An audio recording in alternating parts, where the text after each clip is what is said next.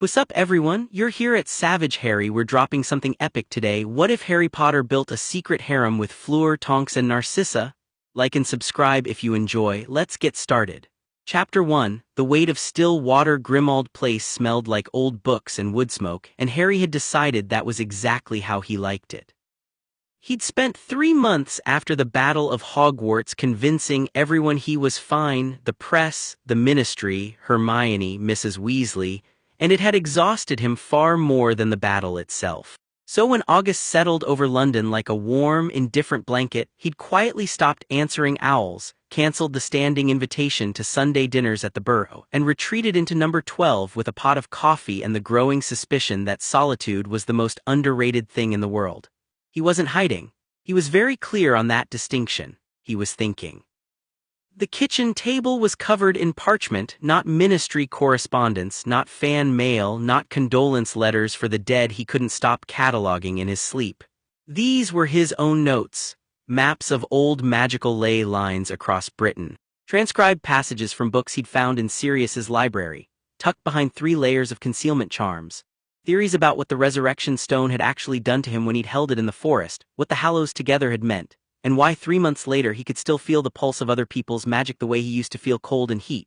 It wasn't uncomfortable. It was just there, like a sixth sense he hadn't asked for and had no instruction manual on. Right now, for instance, he could feel the low, contented hum of creature somewhere in the house, the old elf's magic like a banked fire. He could feel the ambient thrum of the protective enchantments layered into Grimmauld Place's walls, Dumbledore's work mostly, though Harry recognized his own more recent additions like you'd recognize your own handwriting. He was halfway through a cold cup of coffee and a passage about the Elder Wand's documented history when Creature appeared in the doorway with an expression that suggested the world was ending. "A visitor, Master Harry," the elf said with the particular inflection that meant he'd already formed an opinion and it was mostly disapproving. She would not wait in the entrance hall. The kitchen door opened fully and Fleur Delacour walked in like she owned the room and was mildly disappointed by the Dacre. Harry hadn't seen her since Bill and Fleur's wedding reception, the one that had ended with Death Eaters and a lot of running. She'd visited St. Mungo's once while he was being checked over after the battle, but he'd been asleep, and she'd apparently left a note he'd never found. She looked precisely the same as she always had. Impossibly silver blonde hair, that particular grace that wasn't about training or posture but seemed baked into the way she occupied space, and eyes that were watching him with a sharpness that had nothing to do with Vila charm and everything to do with intelligence. She was also carrying a dragonhide satchel over one shoulder, wearing traveling robes with the collar up, and she had the look of someone who'd apparated from a significant distance. "You look terrible," she said. "Good morning to you too," Harry said and pushed the second chair out from the table with his foot. She set the satchel down and looked at the sea of parchment on the table without touching anything. "Creature," she said without looking at the elf, "would you be very kind and make tea?" Creature made a sound like a man asked to perform a miracle but disappeared anyway. Harry noted with some interest that she knew the elf's name. "Bill told you where I was," Harry said. "Bill told me you existed somewhere in London and were not answering owls." She settled her hands on the table, composed.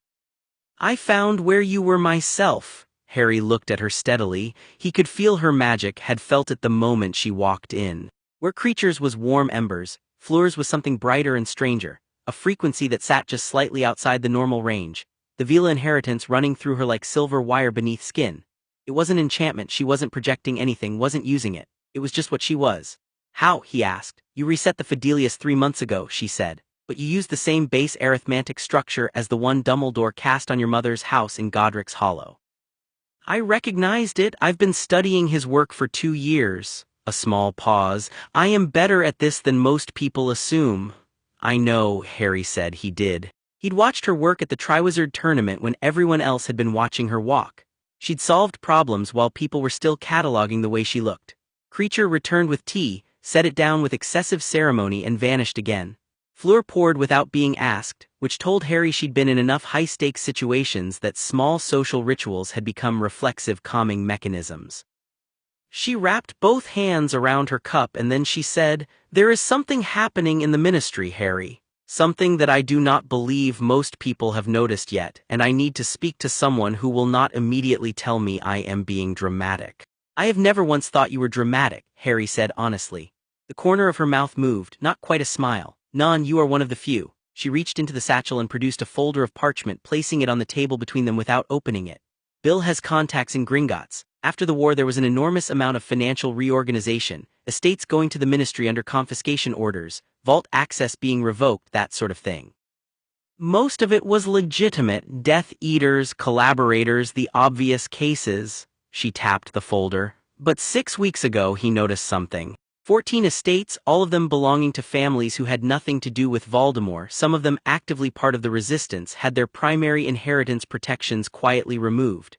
Harry set his coffee down. Removed how? Through the Department of Mysteries. She met his eyes. Someone there has been reclassifying what they call old magic artifacts and estates as ministry patrimony, arguing that certain forms of generational enchantment, blood wards, ancestral oaths, the binding magic that holds old family properties together, constitute a public safety risk now that the war has disrupted so many bloodlines. She opened the folder and turned it so he could read. They're using a post-war emergency statute that Cornelius Fudge drafted in 1996 and everyone forgot about. Statute 47B. It was meant to deal with dark artifacts going ownerless after raids. Someone has reinterpreted it very, very creatively. Harry read. He read slowly because the legal language was dense and deliberately so, but the shape of it became clear fast enough. 14 families. 3 of them he recognized immediately: the Longbottoms secondary estate in Yorkshire, a property belonging to a branch of the Bones family, and something listed simply as Constellation Holdings that he'd never heard of. "Who's doing this?" he asked. "That," Fleur said, "is what I cannot find. Every filing I can access traces back to an office within the Department of Mysteries that does not officially appear on any ministry organizational chart. The signature on all 14 orders is the same." She reached across and turned to the last page where a name was printed in the tight, precise script of ministry bureaucracy. A. Voss, Senior Unspeakable Division of Temporal and Hereditary Inquiry. Harry didn't recognize it. He filed that carefully. "Why come to me?" he asked. Not dismissively, he genuinely wanted to understand her reasoning. "Because," Fleur said, with a patience that suggested she'd thought this through from several angles, "everyone else I might bring this to is either inside the ministry and compromised or outside it and powerless. You are outside it and are decidedly not powerless." She paused. "Also, you are someone who destroyed a Dark Lord at 17, so I suspect that 14 suspicious property transfers will not overwhelm you." "Hermione might be better positioned to." "Hermione is currently on the Wisengamot Reform Committee," Fleur said. "She is watched. Everything she does goes in a report. I love her dearly, but she is not who I need right now." She held his gaze, and there was something in it that Harry recognized from the few moments during the Triwizard Tournament when Fleur had dropped every layer of performance, not vulnerability exactly, but a frank, clear honesty. "I am telling you the truth. I need help and I am asking for it directly. I need someone who operates outside channels, someone they are not watching." "They are absolutely watching me," Harry said. "They are watching the Harry Potter who gives speeches at ministry functions," she said. "They are not watching the one who moved into a house under a Fidelius charm and stopped answering owls." A real smile this time, brief and dry. "You are more invisible than you think." Harry looked at the folder for a moment, at the neat list of 14 names, at the signature of a man who apparently worked in a department that didn't exist. He could feel the shape of this already, the way it was larger than 14 estates, the way a thing like this was always a pilot before a policy, a test before a campaign. He thought about what he'd felt briefly when he'd walked back from death in the Forbidden Forest. The sense of how large and old the magical world actually was, how much of it existed in layers invisible to anyone who hadn't stood where he'd stood. Blood wards weren't just security enchantments. They were the bones of an older kind of magic, the kind that predated the ministry, predated wands, the kind that had its own weight and its own intelligence. Dismantling them wasn't housekeeping, it was erasure. "All right," he said, "tell me everything you know about Voss." She stayed for 6 hours. Creature, apparently deciding that a beautiful French woman in the kitchen was preferable to whatever standards he'd been upholding, produced lunch without being asked. A very respectable beef stew that Fleur ate with unself-conscious appetite, while laying out everything she and Bill had assembled over 6 weeks. It was a remarkable dossier for 2 people who'd been working quietly and without institutional resources. Aldrich Voss had been at the ministry for 23 years. He had an unspeakable's characteristic blank paper trail, almost nothing public. He'd published 3 academic papers in the Journal of Arithmetic Theory in the 1980s under a partial pseudonym, all of them dealing with what he called the structural dependency problem of hereditary magic. The argument laid out in dry academic prose, that magical society's reliance on family-bound enchantments created an inherently fragile and inequitable distribution of power that would inevitably fail under sufficient stress. The papers were well-reasoned, Harry acknowledged, reading the summaries Fleur had assembled, not the work of a fanatic, the work of a man who'd been thinking about a single problem for a very long time. He's not wrong about the fragility, Harry said. It was late afternoon and they'd shifted to the sitting room at some point. Fleur on the settee with her legs folded under her, Harry in the armchair across from her. The fire was going. The blood wards on my mother's house in Godric's Hollow, they failed eventually. Without someone who carried the protection, they degraded. He's right that the whole system is built on continuity of bloodline, which means every war, every generation that gets killed off, weakens the infrastructure. He is right about the problem, Fleur agreed. He is catastrophically wrong about the solution, which is... And what I can piece together from the Statute 47B filings, he wants state custody of old magic estates and artifacts. He wants the ministry to become the trustee of hereditary enchantments, which means the ministry controls who inherits power, who can access generational magic, who gets to be. She paused, choosing words with care. He would make the ministry the source of all magical authority, not families, not bloodlines, not individual magical strength, the ministry. And therefore, whoever controls the ministry controls everything. Harry sat with that for a moment. The fire crackled. That's brilliant, he said, in the worst possible way.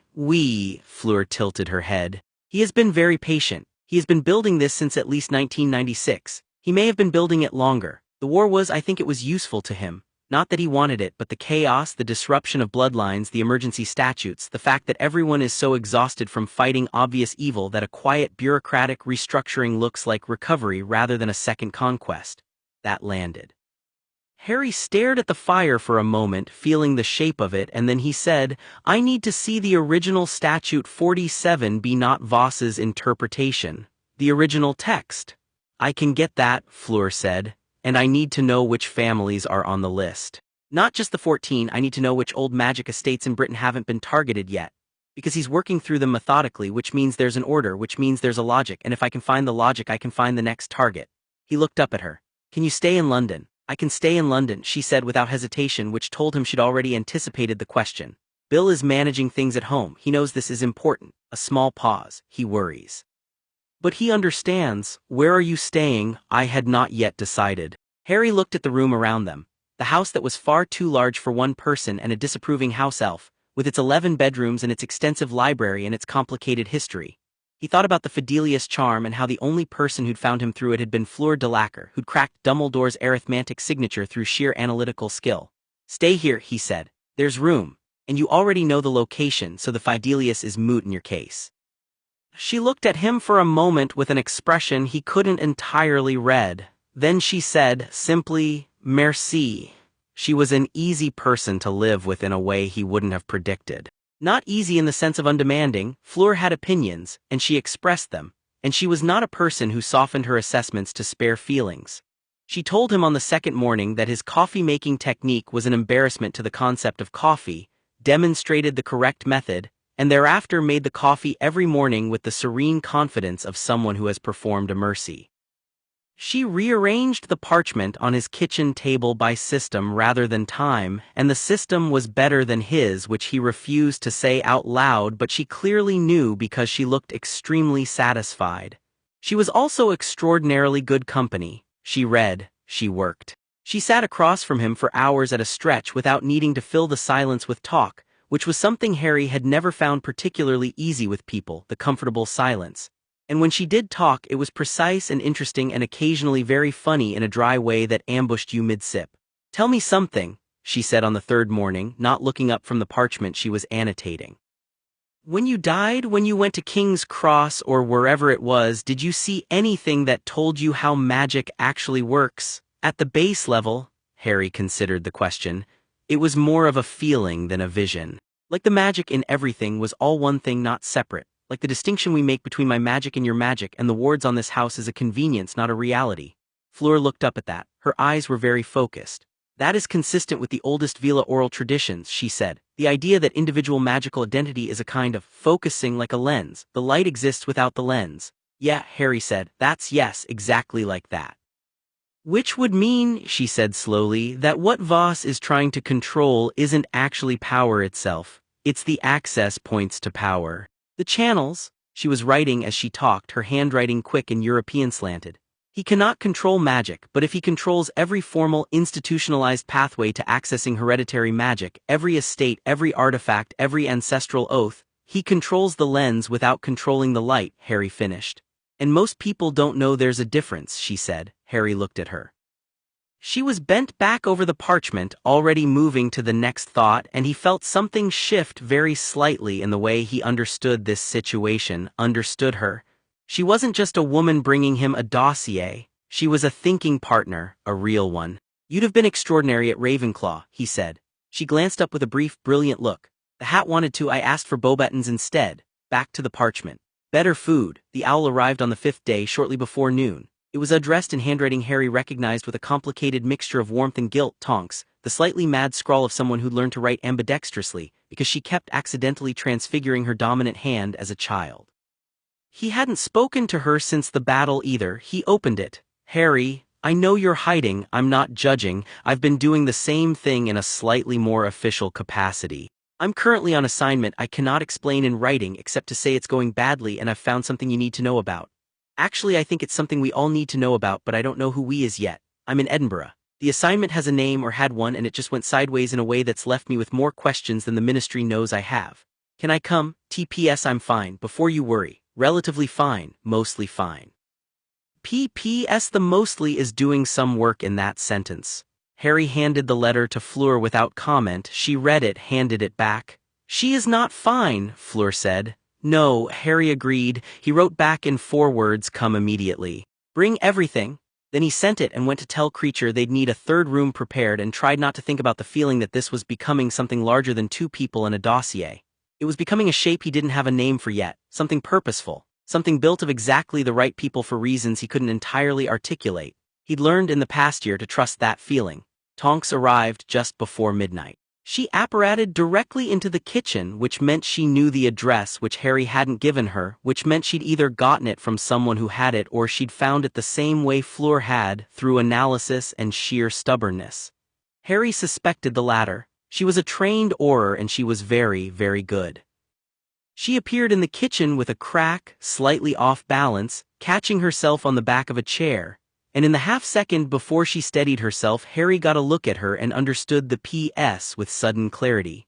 Tonks looked tired in the particular way of someone running on determination long past the point where it was efficient. She was in her natural form, dark eyes, heart-shaped face, hair the mousy brown it defaulted to when she wasn't actively shaping it, which told him she'd been undercover in a persona long enough that she'd stopped reaching for color as instinct. Her left forearm had a bandage that she'd tried to conceal under her sleeve. She was carrying a bag that looked like it had been packed at speed, and a look that said she'd been making hard decisions for too long without anyone to make them with. And then she saw Fleur, who had come quietly to the kitchen doorway with a cup of tea in each hand, and something in Tonks's face went through about 6 different expressions before settling on a very characteristic grin. Oh, interesting, Tonks said. Harry Potter's secret life has a better cast than I expected. It is not a secret life, Fleur said with the measured patience of someone who has been called worse things. She crossed the kitchen and held out one of the cups. Tea. You look like you need it. Tonks took it, and there was a moment where the 2 women looked at each other, genuinely, directly, the way that people who are both extraordinary at reading situations read each other. A moment of assessment that was somehow also recognition. Bill's wife, Tonks said, I've heard about you, all good things don't worry, mostly from Moody, which is high praise because Moody liked almost no one. Madame Pomfrey told me about you, Fleur said. She said you were the only orer she had ever treated who apologized to the furniture she knocked over. I was a concussion, Tonks said earnestly. I maintain I wasn't fully responsible for the lamp situation. Harry leaned against the counter and watched this and felt again that strange sense of rightness that had no fully rational explanation. Tonks, he said, the arm is fine, she said immediately. It's bandaged. Bandaged things can be fine. What happened? She sat at the kitchen table, wrapped both hands around the mug, and for a moment the grin went away. Just a moment. I was embedded with a group operating out of Edinburgh. Ministry intelligence suggested they were a remnant Death Eater cell reorganizing under new leadership. I was there for 3 weeks before I realized they weren't Death Eaters at all, they were a surveillance operation. Someone was watching them. using them as bait to draw in any Aurors or resistance contacts who came sniffing. She looked up. Someone who knew exactly what the Ministry's investigation patterns look like, who knew who I was before I established cover. Someone inside the Ministry, Harry said. Someone high up enough to have access to active Auror assignments, Tonks said, which is a very short list. She reached into her bag and produced a small roll of parchment, unrolled it on the table. Notes in her scrawled handwriting but organized. She'd been assembling this carefully. The cell I embedded with, none of them were Death Eaters, most of them were people who'd lost property. Estates, old family artifacts, things that had been confiscated under post-war orders. They were organizing because they'd all received the same letter. Fleur set down her cup and moved to look at the parchment. The letter, Tonks continued, told them that there was a way to legally contest the confiscations, but that time was running out and that they needed to connect with others in the same situation to build a case strong enough to bring to the Wisengamot. She paused. The letter was a trap. The others in the same situation were being monitored, and anyone who showed up, anyone who indicated they wanted to fight the confiscations, was being flagged. Flagged for what? Harry asked. Tonks met his eyes. For additional orders, she said quietly. The list of 14 estates, I think it was originally much longer. I think there were families who might have fought back, who might have had the resources and the legal standing to challenge what's happening, and something happened to them first. Quietly, an arrest, an accident, a sudden audit of their vault holdings. Something to take them off the board before they became an obstacle. The kitchen was very quiet. Outside, London rain had started against the windows. Harry looked at Fleur, who was reading Tonks's notes with her jaw set and her eyes moving fast. He looked at Tonks, who was watching him with the frank, direct gaze of someone who's decided the most useful thing she can do is stop performing okayness. "Show me the arm," he said. "Harry, Tonks!" She considered arguing, then set down the mug and pushed up the sleeve. It was a curse burn, not severe but not nothing either. The edges had been treated, but it needed more care. Harry stood, retrieved the potions kit from the cabinet he'd restocked 6 weeks ago out of instinct, and began working. Tonks watched him with an expression caught between gratitude and amusement. "You're very calm about all of this," she said. "I went to my own death voluntarily at 17, Harry said, carefully applying Dittany to the burn's edges. "This is manageable." "He says that a lot," Fleur said from behind her cup. "I have learned it is his version of emotional processing." "It works," Harry said with dignity. Tonks laughed, a real one, the kind that came from somewhere genuine, and the sound of it moved through the kitchen and changed the air in the room in the way that only certain kinds of laughter can. "Right," she said when it faded. "So, what are we doing?" They worked until 3 in the morning. Fleur's dossier and Tonks's field notes together produced a picture that was larger and more alarming than either one alone. The 14 estates weren't random. They were, as Harry had suspected, a pattern, moving through old magic sites in an order that followed the ley lines he'd been mapping on his kitchen table. Whoever Voss was, he understood the magical geography of Britain in the kind of detail you only got from the Department of Mysteries. He was, Harry concluded, stripping the foundations. Starting with the structural nodes, the estates and artifacts that anchored the old ley network, and working outward. If he got through enough of them, the old magic in Britain wouldn't collapse dramatically. It would just erode quietly over years, until the Ministry's state-controlled enchantments were the only functional alternative because the old ones had been gutted. "How long has he been at this?" Tonks asked, around 2 in the morning, sitting cross-legged in the armchair with a second cup of tea and Harry's notes on her lap. "Based on the filing dates," Fleur said, "at minimum 4 years. But the academic papers go back to the 80s. I think he has been preparing for this for much longer." "He waited for the war to give him cover," Harry said. "While everyone was fighting Voldemort, he was positioning.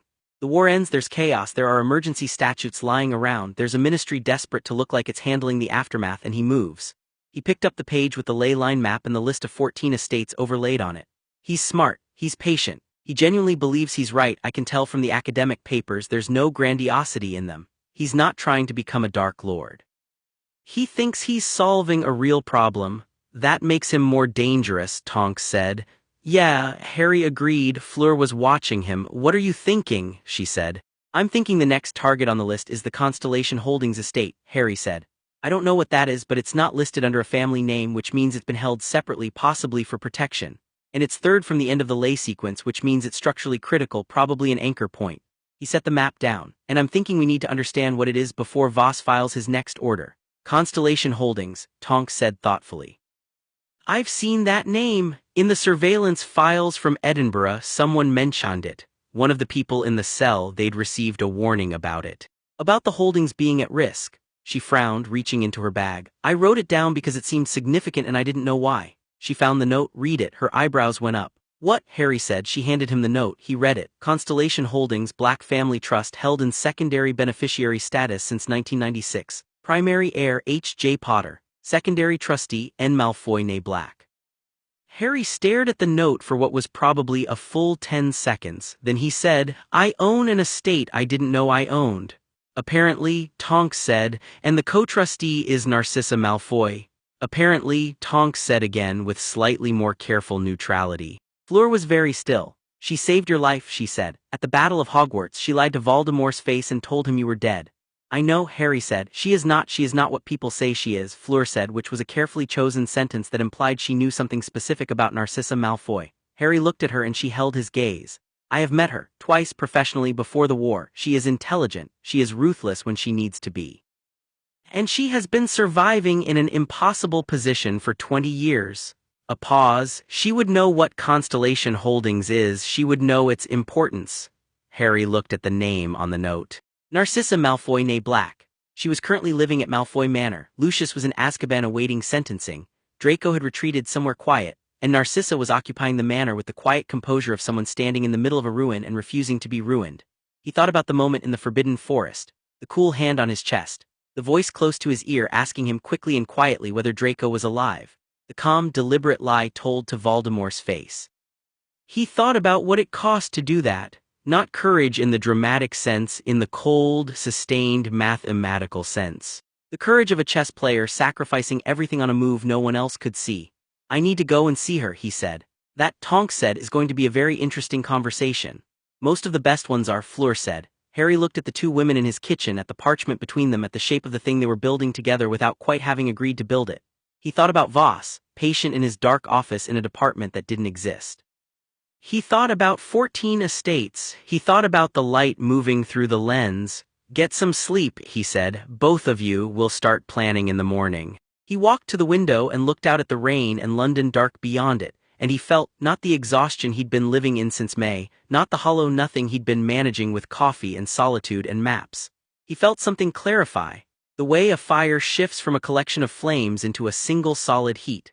There was a man systematically dismantling the foundations of magical Britain. There was a dossier, a set of field notes, a ley line map, and a name on a trust document he'd never known existed. And there were two extraordinary women asleep upstairs who'd found him when no one else had thought to look. Harry turned from the window and went to make fresh coffee. He had a lot of thinking still to do, and for the first time in 3 months he didn't find that prospect exhausting at all. Chapter 2. Metamorphosis. The rain was still going when Harry woke at 6, which suited him fine. He'd slept 4 hours, not enough, but the kind of sleep that actually did its job, the kind you get when your mind has finally stopped spinning its wheels and settled into something purposeful. He showered, dressed, and came downstairs to find Fleur already at the kitchen table with coffee she'd made correctly and 3 books from Sirius's library spread open in front of her, all of them dealing with blood trust law. She'd found them herself, which meant she'd explored the house in the night, which he didn't mind at all. The library was meant to be used. She glanced up when he came in. Constellation Holdings is not in any of these, she said by way of good morning, which means it was never registered as a formal black family estate. It exists outside the standard inheritance records. Intentionally, almost certainly, she turned one of the books to face him, pointing at a passage. There is a tradition in very old wizarding families of holding properties in what they called shadow trusts, assets that never appeared in public inheritance records, held under obfuscated legal structures that required specific blood knowledge to access. The kind of thing you create if you wanted to ensure something survived regardless of what happened to your public holdings. She sat back. Someone in the Black family was very deliberately hiding something. Harry poured coffee and read the passage she'd indicated. Regulus, he said after a moment. Fleur looked up. Regulus Black, Harry said. Sirius's brother. He defected from Voldemort's service in 1979. He died destroying one of the Horcruxes. He paused. If he knew enough about Voldemort's plans to go after a Horcrux on his own, he might have known enough about what was coming to start hiding assets, building safeguards. He looked at the page. He was 17 when he died. 17, and he did all that, alone. Fleur was quiet for a moment. The Black family talent for doing impossible things quietly seems to have been a hereditary trait. Harry thought about Sirius. He thought about Narcissa lying to Voldemort's face. He thought briefly about Andromeda Tonks, Tonks's mother, another black sister who'd been disowned for marrying a Muggle-born and had spent 30 years building a quiet life of extraordinary dignity. 3 sisters from the same family, all of them extraordinary, all of them shaped by the same impossible environment in completely different directions. "What time is it?" Tonks said from the doorway. She was in pajamas, actual pajamas, the kind with small lightning bolts on them which Harry suspected was either a coincidence or a very specific joke. Her hair had gone a particular dark auburn in the night, which was the color it settled to when she wasn't directing it. She looked more rested than she had at midnight but still carried the particular hollowness of someone a few days short of enough recovery. "Just past 6, Harry said. "Horrible," she said and came to get coffee. Fleur, without looking up from the book, said, "There is toast." Tonks found the toast, looked at it with affection and sat at the table. "Tell me what I missed." Harry outlined the Regulus theory while Tonks ate and Fleur continued reading, occasionally interjecting with a correction or addition with the smooth efficiency of someone who'd already processed the information and filed it. By the time he finished, Tonks had worked through 2 pieces of toast and was looking at him with the particular sharpness she had when her aura training kicked in past the tiredness. If the estate was set up as a shadow trust, she said, Voss would have found it through the Department of Mysteries. That's the only place in the Ministry with access to pre-registration magical inheritance records. He'd have to know what he was looking for, but he's been in the Department of Mysteries for 23 years, Harry said. "Right." She tapped the table, "which means he knows it's significant, he's not targeting it randomly." "No," Harry agreed. "Which means he knows what's there." He looked between the two of them. "Which is more than we know, which is why I need to talk to Narcissa." "Today?" Fleur asked without looking up. "Today," Harry said. Tonks made a sound that was not quite skepticism and not quite concern. "I'll come, you should rest." "I've been undercover in Edinburgh for 3 weeks," she said pleasantly. "I've had 4 hours sleep and I am going to Malfoy Manor with you, Harry, because you do not walk into Narcissa Malfoy's house alone without someone watching your back. It is not negotiable." She took another piece of toast with the serenity of a woman who has said her piece. "Also, I know a disillusionment approach route to the manor that the Ministry surveillance doesn't cover because I helped design the surveillance and I left myself a gap. Standard practice." Harry looked at her. "I am very good at my job," she said. "I know," Harry said. "I've always known that." Something moved across her face at that, quick and unguarded, a flicker of something real before she closed it back down. She held his gaze for just a beat too long and then looked away, taking a considered bite of toast. Fleur, still not looking up from the book, said with serene neutrality, "I will stay here and keep working. I am also very good at my job." Malfoy Manor looked different in daylight. Harry had seen it in the dark and in terror, which meant that the pale stone in morning light and the formal gardens approaching autumn bronze was a dislocation his body noticed before his mind did, a cold tightening across his shoulders that he breathed through deliberately and let go. He was not the same person who'd been dragged through those gates in chains. That person had not known what he was capable of. He knew now. Tonks walked beside him on the gravel path, hands in her coat pockets, her hair a neutral dark brown. She'd fixed the bandage on her arm and declared herself operational, and he didn't argue because she was right. She moved with the contained ease of an Auror, looked relaxed, was completely alert. "She'll know we're coming," Tonks said quietly. "The wards on this place are extensive, she'll have seen us from the gate." "Good," Harry said. "I'd rather she knew we were coming than think we were sneaking." They were met at the front door not by a house elf but by Narcissa Malfoy herself, which answered the question of whether she'd seen them from the gate. She stood in the doorway in gray morning robes with her blonde hair immaculate and her expression calibrated to reveal precisely nothing. She was, Harry thought, one of the most composed people he had ever encountered, and he'd met Dumbledore, who'd made an art form of composure. But Dumbledore's composure was warmth channeled through discipline. Narcissa's was something else. A fortress, yes, but one that had been constructed over decades with genuine intelligence, not fear. Her eyes moved to Harry, then to Tonks, then back to Harry. "Mr. Potter," she said. "Mrs. Malfoy," he said. A pause that was not awkward, it was too deliberate for that. She was assessing. He let her. "You look better than the last time I saw you," she said. "You saw me last when I was pretending to be dead," he said. "Yes," she said with a very slight, very precise inclination of her head. "You were convincing. You gave me the information I needed to get the pretending right," he said. So Something shifted in her expression, not softened, that wasn't the right word, acknowledged, as though they'd agreed without ceremony to dispense with the particular fiction that their encounter in the Forbidden Forest had been nothing significant. She stepped back from the doorway. "Come in."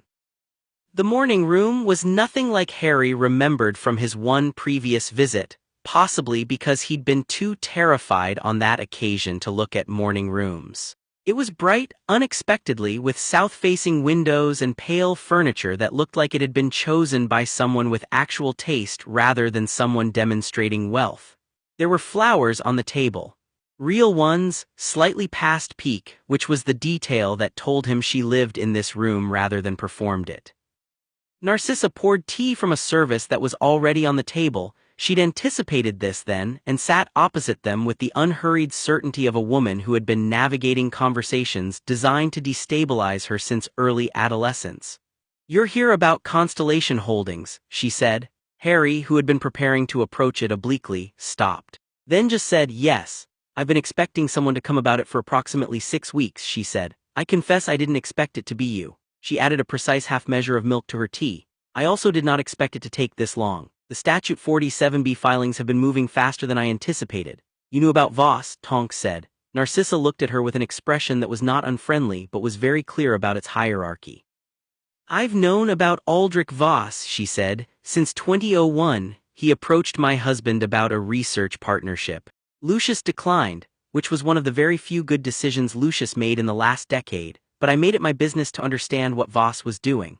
She held her cup in both hands, a gesture so like Fleur's that Harry noted it with private interest. "He is not a villain in any dramatic sense. He is a man who has identified a real problem and constructed a solution that solves the problem by replacing it with a worse one. He is also someone who has been playing a very long game and who is now close enough to his objective that he has stopped being careful." "Stopped being careful how?" Harry asked. "He's accelerating," she said. "The filings have gone from 1 per month to 1 per week. Something has changed his timeline. Either he has achieved a critical mass of political support inside the ministry, or something has threatened to expose him, or," she paused, considering, "or he's found Constellation." "What is it?" Harry asked. "What's actually there?" Narcissa set her cup down. She looked at him for a long moment with an expression he couldn't read, not calculation, something more complex. "Something that looked like a decision being made. Regulus built it," she said. "In 1978 and 1979, in the last year of his life, when he understood what he'd joined and couldn't leave cleanly. He used every resource available to him, and he did it very quietly." She looked out the window at the gray bright morning. "There are 11 properties in the holdings. 3 of them are conventional wizarding estates with standard wards. The other 8 are anchor points. For the lay network," Harry said. She looked back at him, and this time the surprise was visible just for a moment. "You understand lay architecture?" "I've been studying," Harry said. "The 8 anchor points were chosen," she said, "for their position in the British lay system. Regulus spent 4 months mapping the network using resources from Voldemort's inner circle. The Dark Lord was obsessed with magical geography. He had the most comprehensive lay maps in existence, and then he identified the 8 points that, if properly warded and bound to a blood trust rather than a family, would create a self-sustaining defensive network for the entire country's old magic infrastructure." She said it plainly, factually, without drama. "Those 8 points are intact and held by their proper custodian. No single authority, ministry, Dark Lord, anyone can dismantle the old magic grid. It is structurally protected." The morning room was very quiet. "If they're removed from the trust," Harry said, "the network loses its redundancy," Narcissa said, "and becomes vulnerable to systematic dismantling, exactly what Voss is attempting." She picked up her cup again. "Regulus was 17 years old when he designed this. He was not a genius, Mr. Potter. He was a frightened boy who understood he was going to die for what he knew, and he spent his last months trying to ensure it mattered." She looked down at the tea. "He was my favorite cousin." The weight of that landed quietly. Tonks across the table had gone very still. Her mother was Andromeda Black. Tonks and Regulus were family in a way that Tonks probably thought about more than she let on. Harry said carefully, "You've been protecting it since Lucius was arrested," Narcissa said. "The moment the ministry began the confiscation orders, I understood what the pattern meant. I've been managing the situation." A pause that was doing significant work. "There are limitations to what I can manage alone. I have a great deal of political intelligence and almost no operational support at this moment. My son is trying to rebuild his life, and I will not put him in the path of this. My husband is in Azkaban." She said the last without inflection, which was more revealing than any inflection would have been. And I am not presently someone the ministry would accept assistance from. We're not the ministry, Tonks said. Narcissa looked at her. No, she said, you are a ministry Auror. I'm currently an Auror who was set up by a ministry operative working for the man you're trying to stop, Tonks said. Her voice was even but there was steel in it. I know the difference between the institution and the corruption inside it. I've been making that distinction my whole career. A long look, then Narcissa said quietly, your mother was the best of us, the Black Sisters. I've never told her that. Tonks blinked. Whatever she'd expected, it wasn't that. She'd tell you it was far too late for that kind of sentiment.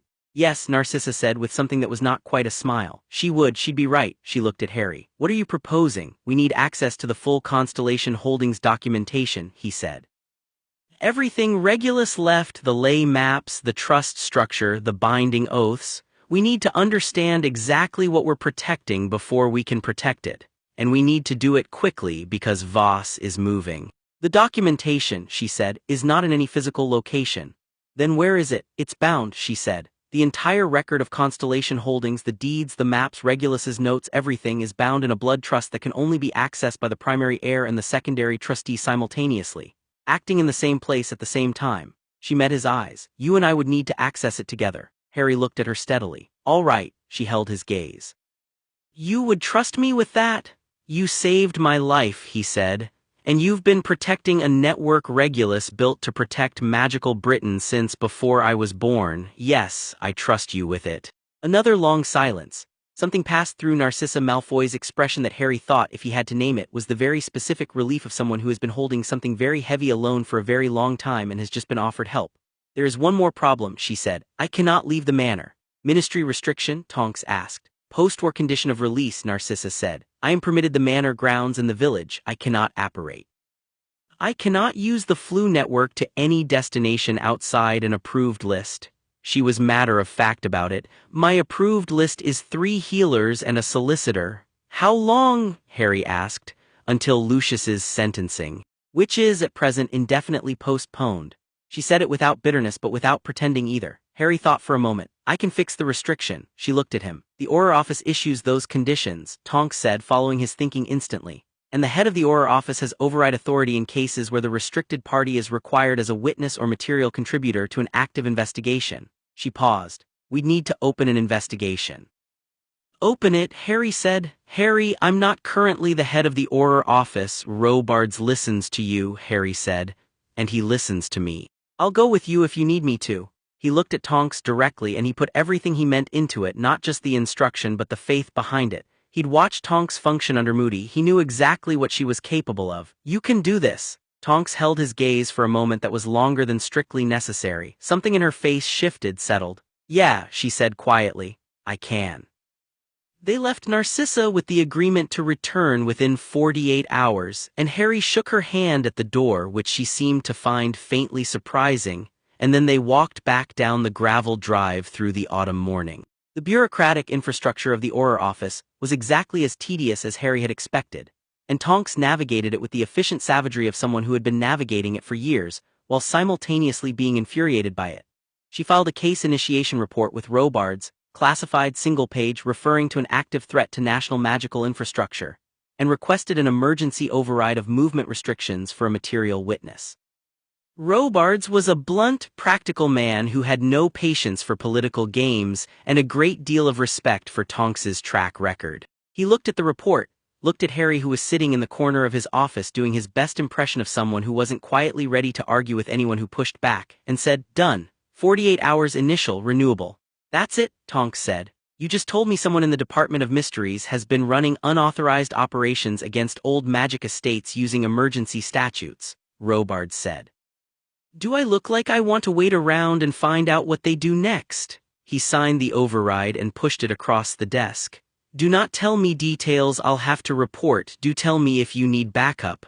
Not yet, Harry said from the corner. Robards looked at him. You've got that look. What look? The one you had in 5th year when you were about to do something that made my life very complicated, Robards said. He'd been a working Auror during the period of Umbridge's occupation of the ministry, and he had long harbored views on that period that he kept professional. Try not to burn anything down. I make no promises, Harry said pleasantly. They were back at Grimmauld Place by 2 in the afternoon. Fleur had not been idle. The kitchen table had been cleared of everything and reset with a new organizational system. She'd apparently found rolls of blank parchment in Sirius's study and had constructed what could only be described as a war map. The 14 confiscated estates were marked. The ley lines Harry had been mapping were drawn in blue ink, precise and beautiful. 3 additional sites she'd identified from the inheritance law books were marked in red, potential next targets that weren't on Voss's current list but fit the pattern. Standing in the kitchen doorway looking at it, Harry felt something that was very close to awe. "You did this in 6 hours, he said. "I did this in 4, she said, without looking up from the final notation she was adding. "I spent the other 2 finding a reference to Constellation Holdings." She stepped back from the table. "In a 1983 edition of a journal that I found behind 7 other books on the 4th shelf, Regulus Black presented a paper at a private magical theory conference the year before he died. The paper was about the theoretical minimum number of anchor points required to create a self-sustaining defensive ley network for an island the size of Britain." She finally looked up. "He called the theoretical model the Constellation Accord. He presented it as pure theory." "It wasn't theory," Tonks said, reading the map with wide eyes. "No," Fleur agreed, "he had already built it." Harry stood at the table and looked at the map and felt the full weight of what Regulus Black had done at 17 land on him all at once. The boy who'd gone to a sea cave alone with his house elf, who'd been frightened and trapped and still chose to take the Horcrux, who'd spent the last year of his life secretly laying the bones of a defense system for a country that had no idea he was doing it. All of it hidden. All of it held in a trust he'd named after his own theoretical paper, leaving the most subtle possible trail for anyone paying close enough attention. "He always left a trail," Harry said, half to himself. "Pardon?" Fleur said. "Regulus, he left a trail every time." "The note in the locket, this," Harry straightened. "He wasn't being secretive for its own sake, he was being careful enough that only the right people would find it." He looked at the map. He was 17 and he understood that the right people might not find it for years, decades. He built it to still be working when they did. Fleur was watching him with that focused, direct attention. "What did you find at the manor?" He told her everything, start to finish. She listened without interrupting, which was one of the things about her that he'd come to appreciate enormously. She listened completely, not managing her response while you were still talking, but actually taking in every word. When he finished, she was quiet for a moment, processing. "Narcissa Malfoy has been managing this alone," she said. "Yes, with ministry restrictions on her movement." "Yes, and she told you all of this on a first meeting." "She told me she's been expecting someone for 6 weeks, Harry said. "She's been carrying this without support because she had no one to pass it to. We showed up with the right information and the right intentions and she made a decision." He paused. "She's practical." "She is Black family," Fleur said, which seemed to contain a complete assessment. Tonks from the doorway said, "I'm standing right here." "Yes," Fleur said with a glance that was warm in its precision.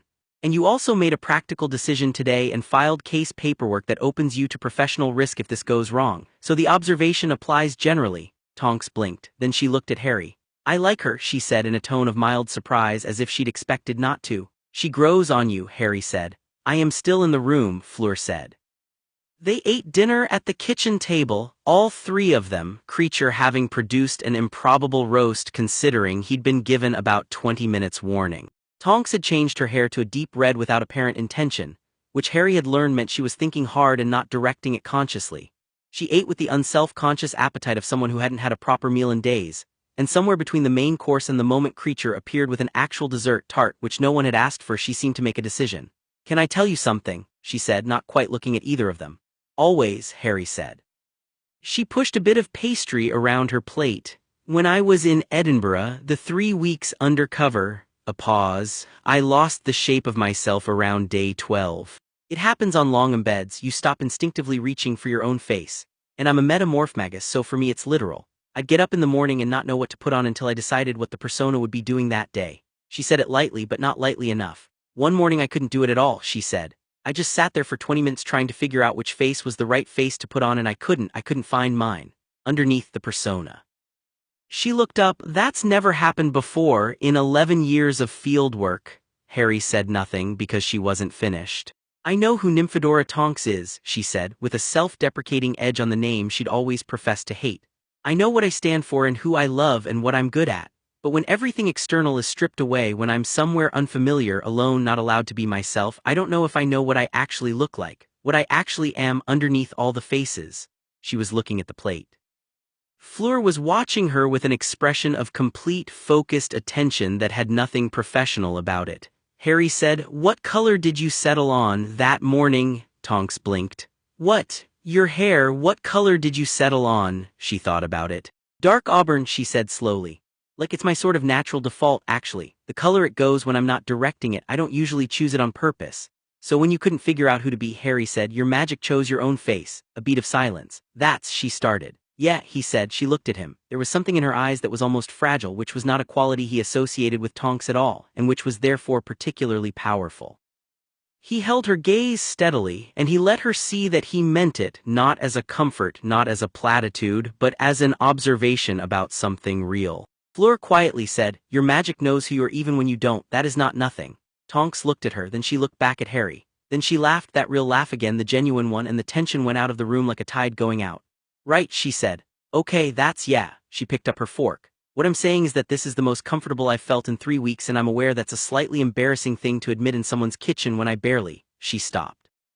"I don't barely know you," she said, correcting herself. "That's not actually true, is it? We've just never occupied the same space," Harry said. "Yeah."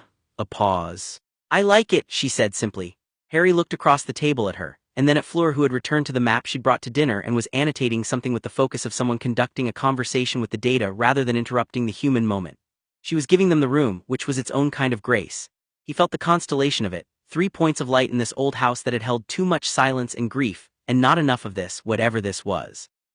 Something built not from romance or calculation but from the most honest kind of recognition. The kind where you see the actual person and they see you back. "Tomorrow," he said to both of them, "we go back to Narcissa. The 48-hour override starts tomorrow morning." He folded his hands on the table. "We access the Constellation Holdings documentation together, all of us." He paused. "I don't know what we're going to find, but I know that after we find it, Voss is going to move. He has eyes inside the ministry and he'll know the override has been filed, which means he'll know someone is looking at him." He let that settle.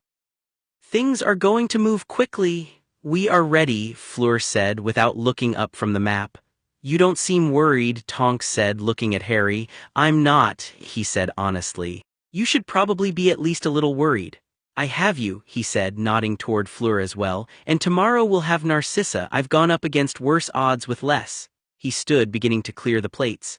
"I went into the Forbidden Forest alone to die. This is substantially better than that." "The bar," Tonks said, staring at him, "is on the floor." "It's been a very difficult few years." Harry agreed pleasantly, and took the plates to the sink while behind him. Tonks looked at Fleur and Fleur looked at Tonks, and something passed between them that was recognition of a different kind. Two women realizing, quietly and without ceremony, that they were in the same constellation now, and that none of them had quite meant for this to happen, and that it had happened anyway with the clean inevitability of the right people finding each other at the right time. Which was, in the end, how all the important things began. Later, Harry was at his desk in the study, Sirius's old desk, which he'd finally begun to feel like he was allowed to use, going over the ley line map one more time when he heard the floorboards in the hall. A soft, unhurried step. Fleur appeared in the doorway in a dressing gown, hair loose, carrying 2 mugs. "You're not sleeping," she said. "In a while." She crossed the room and set one of the mugs on the desk, coffee, correctly made, which meant she'd done it from memory rather than instinct at this hour, which was a small and oddly moving thing. She looked at the map over his shoulder.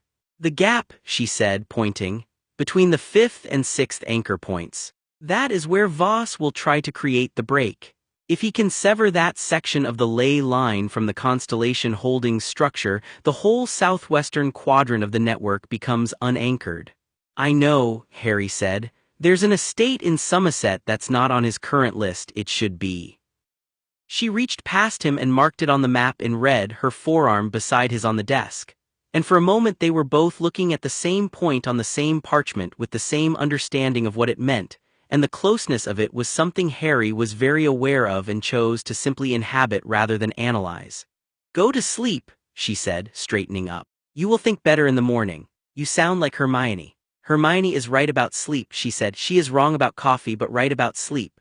She moved toward the door. "Fleur," he said. She paused. "Thank you," he said, "for coming, for finding me." She looked at him for a moment, and the expression she wore was one he recognized now, the real one beneath the composure, not vulnerable, not soft, just true. "You were not so difficult to find," she said. "You just needed someone to look." She left. Harry sat for a moment in the study in the lamplight with the coffee and the map and the name Aldrich Voss written at the top of his notes. Then he closed the map, drank the coffee and went to bed. Tomorrow they would begin. Chapter 3. The Serpent's Wife. The morning arrived cold and clear, the kind of autumn day that looked warm through glass and wasn't. Harry was at the front door by 8 with the override paperwork Tonks had filed, a copy of the Constellation Holdings Trust notation, and a level of focus that had been building since he closed the map the night before and slept 6 straight hours without dreaming about anything at all. Tonks was beside him in her Aura robes, proper ones, not the traveling coat from Edinburgh, her hair a deliberate, professional dark brown. She'd made the choice consciously this time, he could tell. It sat differently on her than the automatic default. Fleur had decided to stay, not because she'd been asked to and not because she lacked the nerve for what was coming. She'd laid it out plainly over breakfast. Someone needed to remain at Grimmauld Place with access to the full dossier in case Voss's people moved against any of the documented estates while Harry and Tonks were at the manor. She was also, she said, going to send 2 owls, one to Bill at Gringotts requesting access to the original Statute 47B legislative filing records, and one to a contact at Beauxbatons she'd been cautious about involving but had now decided to trust. The contact had worked with the French Ministry's Heritage Division for 20 years and understood old magical estate law better than anyone Fleur knew. She said all of this at the table efficiently, eating toast, and Harry had looked at her and thought that if he'd ever doubted the value of a person who knew exactly what they were for and got on with it, he couldn't doubt it anymore. "Don't open the door for anyone who doesn't say the secondary password," he told her. She looked at him over her coffee. "I set the secondary password," she said. "Right," he said, "so don't open the door." "I will be fine, Harry. I know you'll be fine," he said. "I'm telling you not to open the door." The corner of her mouth moved. "Go." Malfoy Manor's wards recognized the ministry override parchment and let them through the gate without ceremony, which told Harry that Narcissa had been expecting the paperwork and had set the wards to accept it. She was already in the entrance hall when they came through the front door, dressed for travel, deep charcoal robes, hairpinned, the black dragonhide gloves of someone who intended to go somewhere. She had a bag packed, not a large bag, the kind a person packs when they know they might not come back quickly and are being realistic rather than dramatic about it. Harry said nothing about the bag, she said nothing about it either. They moved directly to the morning room where the tea things were set out again, and this time the conversation was brisk from the start. Narcissa had clearly spent the night preparing because she had her own folder of documents ready on the table. Handwritten notes in a script that was elegant and precise, an old black family genealogy chart with several sections carefully annotated, and a single sheet of parchment covered in what looked like arithmetic notation that Harry recognized as lay mapping calculations. Hers were older than his, and they were better. "The primary access point for the Constellation Holdings documentation," she said without preamble, "is at the Somerset property, the one that doesn't appear on Voss's current list." Harry stilled. "You know about that. I identified it 3 weeks ago," she said. "I've been watching to see if he found it. He hasn't yet, but he will." She tapped the genealogy chart. "The property in Somerset is registered as a Muggle farmhouse in Muggle land records. The magical structure beneath it is invisible to standard detection. Regulus used a Muggle exclusion ward variant that was essentially extinct by 1970. No one thought to look for it because no one who's worked in magical estate law in the last 40 years would think to use a detection method that old. But you did, Tonks said. I specialized in estate law before my marriage, Narcissa said with the clean clarity of someone stating a fact that the room might find surprising and has decided not to soften it. My mother intended for me to practice. I was very good at it. A pause. Then I married Lucius and that particular skill became private rather than professional. And useful in ways he probably didn't anticipate, Tonks said, not unkindly. Narcissa looked at her steadily. He anticipated that I would be decorative, she said. He underestimated, as most people do. I have found that to be consistently useful. Harry thought about Fleur saying something structurally identical 3 days ago, and about the way the world had a habit of producing extraordinary women and then being surprised when they turned out to have been paying attention all along. The Somerset property, he said. How do we get there without alerting Voss? We don't apparate directly, Narcissa said. The property has a boundary ward that would register any magical arrival within 100 yards. We come in as Muggles by car. She looked at Harry. Can you drive? Yes, he said. He'd got his license the summer before sixth year, something Dumbledore had quietly suggested with an obliqueness that Harry only now, in retrospect, understood was deliberate preparation. Dumbledore had known Harry would one day need to move through the Muggle world invisibly. The man had been insufferably far-sighted. "Good," Narcissa said. She picked up her bag. He borrowed a car from a Muggle rental company near the Leaky Cauldron, a gray Ford estate that looked like it had opinions about nothing, paying with the Muggle currency he kept in a drawer at Grimmauld Place for exactly this kind of situation, and drove them out of London on the M4 while Narcissa sat in the passenger seat with a road atlas open on her lap like a woman who found this neither strange nor undignified. Tonks was in the back, cross-legged on the seat, reading through the genealogy notes. For the first 40 minutes, nobody said much. Harry drove and watched the city give way to the motorway, which gave way to the flat grey autumn of Wiltshire, which became the gentler swell of Somerset long before they turned onto the unmarked road Narcissa directed him to from memory. "You've been here," he said. "Once," she said. "In 1996. I came alone after Lucius's arrest following the Department of Mysteries incident. I needed to understand what the family holdings actually were, separate from what Lucius had told me." She was looking at the road ahead, and her voice was level in the particular way of someone recounting a decision that was still active. "I understood then that Constellation Holdings existed. I did not understand its full significance until 2 years later when Voss's papers resurfaced and I began to connect them to what I'd seen. 2 years of working alone," Harry said. "Draco was at school," she said, "and then the war came and after that there was no time for anything except survival." A pause. The road narrowed to a single lane between high hedges going amber and brown. "When I told Voldemort that you were dead, Mr. Potter, I was not performing a maternal sacrifice." "I want to be clear about that." Harry glanced at her. "Then what were you doing?" "I was making a calculation," she said plainly. "I had assessed the battlefield and concluded that you were alive. Voldemort's killing curse had done something unexpected. I had felt it. Felt the way the magic rebounded rather than terminated. I didn't know why, but I knew the result." She was quiet for a moment. "If I told him you were dead and you were not, one of two things would follow. Either Voldemort would march his army into the castle and Draco would survive the next 10 minutes, or you would survive long enough to finish what you'd started. Both outcomes were preferable to the alternative." "The alternative being that you were actually dead, in which case nothing I said mattered anyway." She looked at the hedgerow passing the window. "I made a calculated choice that happened to save your life. I am not asking for gratitude and I did not do it altruistically. I did it because it was the correct move." Harry drove for a moment in silence. Then he said, "I know, I've known that since it happened. It doesn't make it less." She turned to look at him and he could feel it without taking his eyes off the road. "You are not what I expected," she said. "People keep saying that," he said. "They're right," she said and turned back to the window. From the back seat, Tonks said very quietly so it didn't break anything, "Turn left at the stone gate." The farmhouse looked like nothing. That was precisely its power. A low Somerset farmhouse in old yellow stone, half buried in a hillside, with a gate that needed lifting to open and a garden that had clearly been tended within the last few years by someone. The beds were overgrown but not abandoned. Someone had maintained the property in intervals carefully spaced to avoid establishing a pattern that Muggle neighbors might track. "Who's been looking after it?" Harry asked as he lifted the gate. "A house elf," Narcissa said, "bound to the trust rather than a family. Regulus's design. The elf maintains the Muggle appearance of the property independently without requiring instruction." She walked through the gate. He also would have triggered the alert if anyone unauthorized had approached. "The fact that the farmhouse still looks like a farmhouse tells me Voss hasn't found it yet." The front path was flagstone, slightly uneven with moss in the joints. Harry walked it feeling the shift under his feet, not just the stone but the magic beneath it. Deep and old and extraordinarily well constructed, the kind of enchantment that had been set and left and had spent decades settling into the land like roots. It was nothing like the ambient buzz of Grimmauld Place's more recent layers. This was the magic of something that had been built with complete intention and then released to become self-sustaining. It felt faintly like the Forbidden Forest, like something older than people. The front door was unlocked. Inside was a single large room, a kitchen and sitting area combined, with a stone fireplace and low beams and the smell of old wood and something else that Harry took a moment to identify as old parchment. Along one entire wall were shelves. They were empty. "Where?" he said. Narcissa crossed to the fireplace and pressed her palm flat against the stone of the mantelpiece.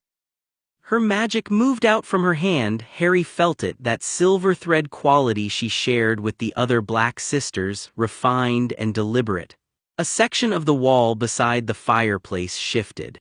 Not dramatically, it didn't grind or reveal torchlit corridors. It simply became a door, Beyond it was a small room, a study though barely large enough for the desk and single chair it contained. On the desk was a single object, a flat stone disc about the size of a dinner plate, covered in carved geometric patterns that resolved, as Harry's eyes adjusted, into a lay map. Not drawn, carved into the stone with a precision that made his own parchment sketches look approximate. Around the edge of the disc, carved in small, careful letters, was a name, R.A.B. Harry stood in the doorway and looked at it, and felt the weight of Regulus Black press down through 27 years of silence and sacrifice. This boy who had known he was dying and had sat in a room this small and carved a map of everything he was trying to protect into stone so it would last. The documentation, Narcissa said from behind him, is bound into the disc. It requires the primary heir's blood and the secondary trustees. Simultaneously, Harry stepped into the room. He took out his wand, made a small cut on his palm, barely a sting, the kind he'd done before without thinking, and pressed his hand flat on the center of the disc. He looked at Narcissa. She stepped forward, and there was a moment, brief, honest, where he saw something move across her face that wasn't the fortress at all, something much closer to the surface. She was about to put her blood on a trust object built by the cousin she'd loved, in a room where she could feel him in every carved line of stone. She composed it quickly, efficiently, but he saw it. She made the cut herself, precise and practiced, and placed her palm beside his.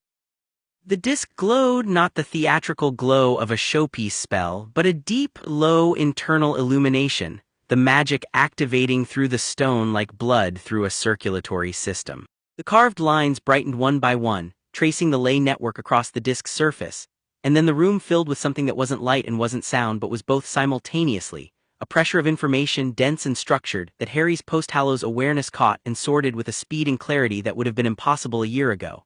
He understood the whole of it in about 30 seconds. Narcissa understood it through the trust's transmission.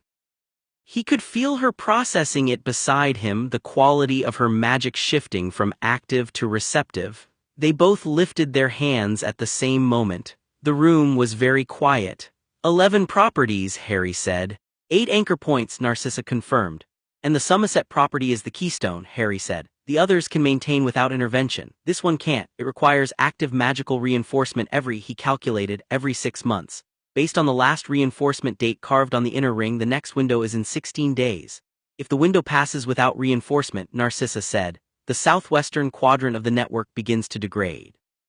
Voss doesn't even need to file another order, he just needs to stop us from reinforcing it. Can he do that? If he knows the window is approaching, yes, he would only need to create a legal obstruction. File a preliminary injunction against the trust's current custodians. It wouldn't need to succeed, it only needs to tie the property in ministry procedural hold for 16 days. She looked at the disc. He's patient enough to have planned for exactly this. Then we need to reinforce it now, Harry said. Today, before he knows we've been here. Narcissa looked at him.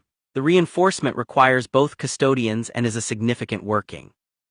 It will take at minimum 2 hours, and it will be magically visible to anyone in the Department of Mysteries with the right instruments. Meaning it tips him off that we know, Tonks said from the doorway where she'd been standing quietly, watching. Yes, Narcissa said. Good, Harry said. Both women looked at him. We were going to have to move against him regardless, Harry said. The only question was whether we did it on his timeline or ours. If we reinforce the keystone today, we take the 16-day window off the board. He loses his passive option. He has to do something active. Harry looked at the disc. And I'd rather deal with him moving than spend 16 days waiting. Narcissa was quiet for a moment. Then she said, you think like a chess player. I think like someone who spent a year being hunted, Harry said. I got very good at forcing the enemy to move. She held his gaze for a long moment. Tell me what you need from me, she said. The working took 2 hours and 20 minutes, and it was nothing like anything Harry had done before. Narcissa walked him through it. She'd found the instructions in the disc's transmitted documentation, and she understood estate magic in a way Harry didn't yet. And she explained as they worked without condescension or excessive caution. She treated him as a capable equal who needed specific information, which was exactly the right calibration. He caught up quickly. He'd always caught up quickly. It had just taken him a long time to trust that about himself. The reinforcement was a layered enchantment that required both custodians to maintain their intentions simultaneously while the magic moved through the physical anchor points of the room. It was exhausting in the sustained, focused way of a long sprint rather than the explosive way of a duel. Halfway through, Tonks brought them both water and said nothing except, "You've got this," which was addressed to both of them.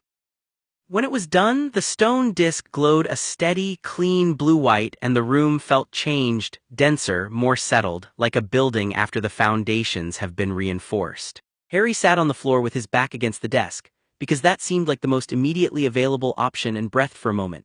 Narcissa sat in the chair with her hands in her lap and her eyes closed, doing the same. Tonks stood in the doorway eating an apple she'd apparently found in the farmhouse kitchen and looking very pleased with both of them. "Well done," she said. "Please stop eating during the aftermath of a major magical working," Narcissa said without opening her eyes. "Why?" "Because it is undignified. I have been awake since 5 and we've been in the car for 2 hours, Tonks said. "I am eating the apple." Narcissa opened one eye, looked at Tonks. Something that was not quite a smile but was in the general family of smiles moved across her face and she closed the eye again. "Fine," she said. Harry looked between them. He thought about the Black sisters, the three of them, shaped by the same source into completely different expressions of the same fundamental quality. Andromeda had taken hers and built a quiet life of enormous integrity. Narcissa had taken hers and survived an impossible position through sheer intelligence. Bellatrix had taken hers and broken under the pressure of a cause that didn't deserve it. And then there was Tonks, who was Andromeda's daughter and had the quality in a fourth form, lighter, more mobile, built for a different world than any of the three sisters had navigated. He thought about Fleur back at Grimmauld Place with her annotated maps and her precisely calibrated intelligence. He thought about what Voss had underestimated when he built his careful plan. He thought about estates and ley lines and bureaucratic mechanisms, and the vulnerabilities of hereditary magic. He'd spent 20 years thinking about structures, he'd never thought about people. "We need to move Narcissa to Grimmauld Place," Harry said. Both women looked at him. "The override is 48 hours, he said. "We can renew it, but it's a ministry document and Voss has eyes inside. The moment she goes back to the manor, we lose the operational flexibility we need. And she's the secondary trustee, she needs to be part of what we're planning next, not managing her own isolation." He looked at Narcissa. "If you're willing." Narcissa considered this with visible thoroughness. "Draco can come too if he needs to," Harry said. "The house has 11 bedrooms. I'm using 1.5. Another of those long, assessing silences that he was coming to understand were her version of processing. "Draco is in France," she said finally. "He left 6 weeks ago to establish. He is building a life separately from the manor. It is good for him." A pause. "He does not need to know about this until it's resolved." "All right," Harry said. "My books," she said. "Bring them. My potion supplies. Bring them." "My, Mrs. Malfoy," Harry said, cutting through it gently, "I'm not asking you to abandon anything. I'm asking you to relocate temporarily to a house with a very well-stocked library and a house elf who will make you whatever you need and who, in my experience, responds very well to being given tasks he considers important." He paused. "You can come back for anything you need." She looked at him for a moment. Then she said very quietly, "Lucius always decided where I lived." The room went still. Harry said just as quietly, "That's not what this is." "No," she said, "I know that." She looked at the stone disc glowing steadily in its alcove. "I know that, Mr. Potter." She stood, with the composure of someone who has just had a conversation she needed to have even if she'd planned to have it with herself rather than out loud. "I will need to return to the manor to collect a few things. I can do that while you drive back to London." "We can do that," Harry said. "We'll wait outside." "You will wait in the morning room," she said. And it was clear that this was what dignity required, that she pack her own things in her own time without being watched. "There is a second teapot and Fern will provide whatever you need." They gave her an hour. Tonks and Harry sat in Malfoy Manor's morning room and drank tea that the house elf Fern produced with an attitude that was notably warmer than Creature's default, and outside the windows the autumn garden went gold in the afternoon light. "She's extraordinary," Tonks said on her second cup. "Yeah," Harry said. "I spent a long time thinking of her as an extension of everything terrible," Tonks said. She was turning the cup in her hands. Which wasn't entirely fair or entirely unfair. She made choices. She stayed. "She stayed for Draco," Harry said. "Yeah," a pause. "I get that." The way she said it had something behind it, a daughter's knowledge of what her own mother would have done. Harry didn't pursue it, but he heard it. "She's been alone with all of this for a long time," he said. "We don't have to fix that, we just have to not leave her in it." Tonks looked at him across the table. In the afternoon light, her default dark auburn hair caught gold, and she was wearing the slightly soft expression she got when she was thinking about something that mattered. "When did you get wise?" she asked. "I died," he said. "It changes your perspective. You say that like it's a minor thing. It becomes a minor thing," he said, "relative to everything else." She shook her head slowly. "Harry Potter," she said, as if testing the name against the person in front of her and finding them substantially different from the dossier. I used to see you in order meetings when you were a kid. You were so angry. I was, he said. I had a lot to be angry about. You're not angry now. I'm angry about Voss, he said, in a more useful direction. She laughed at that. And then she stopped laughing and looked at him with something frank and open, the way she had in the kitchen the night before. The way that he was realizing was simply her face when she decided to stop performing okay. I'm glad you sent for me, she said, even though you didn't know you were sending for me when you wrote back. I knew, Harry said. She raised an eyebrow. I wrote come immediately, he said. I'd have written that to you specifically if the owl had gone to you specifically. You're exactly who I need. He paused. You're exactly who this needs. She held his gaze for a moment that went past comfortable and arrived at something honest. All right, she said softly. Okay. Narcissa appeared in the doorway with a single trunk that was clearly magically expanded and a second bag, and she looked between the two of them with the precise, practiced expression of someone who reads rooms professionally and has just read this one. She said nothing about it. She simply said, ready, and the three of them walked out through the manor's entrance hall and down the gravel drive in the afternoon gold. Harry loaded her trunk into the boot of the grey Ford and drove them back toward London. Narcissa sat in the passenger seat with her hands in her lap and looked straight ahead, and after about 20 minutes she said, without any particular preamble, you should know that Voss has a contact in the Wisengamot, someone on the Hereditary Estates Subcommittee. Harry's hands were steady on the wheel. Do you know who? Not with certainty, she said, but I have a reasonable shortlist. I will give you the names when we arrive. She paused.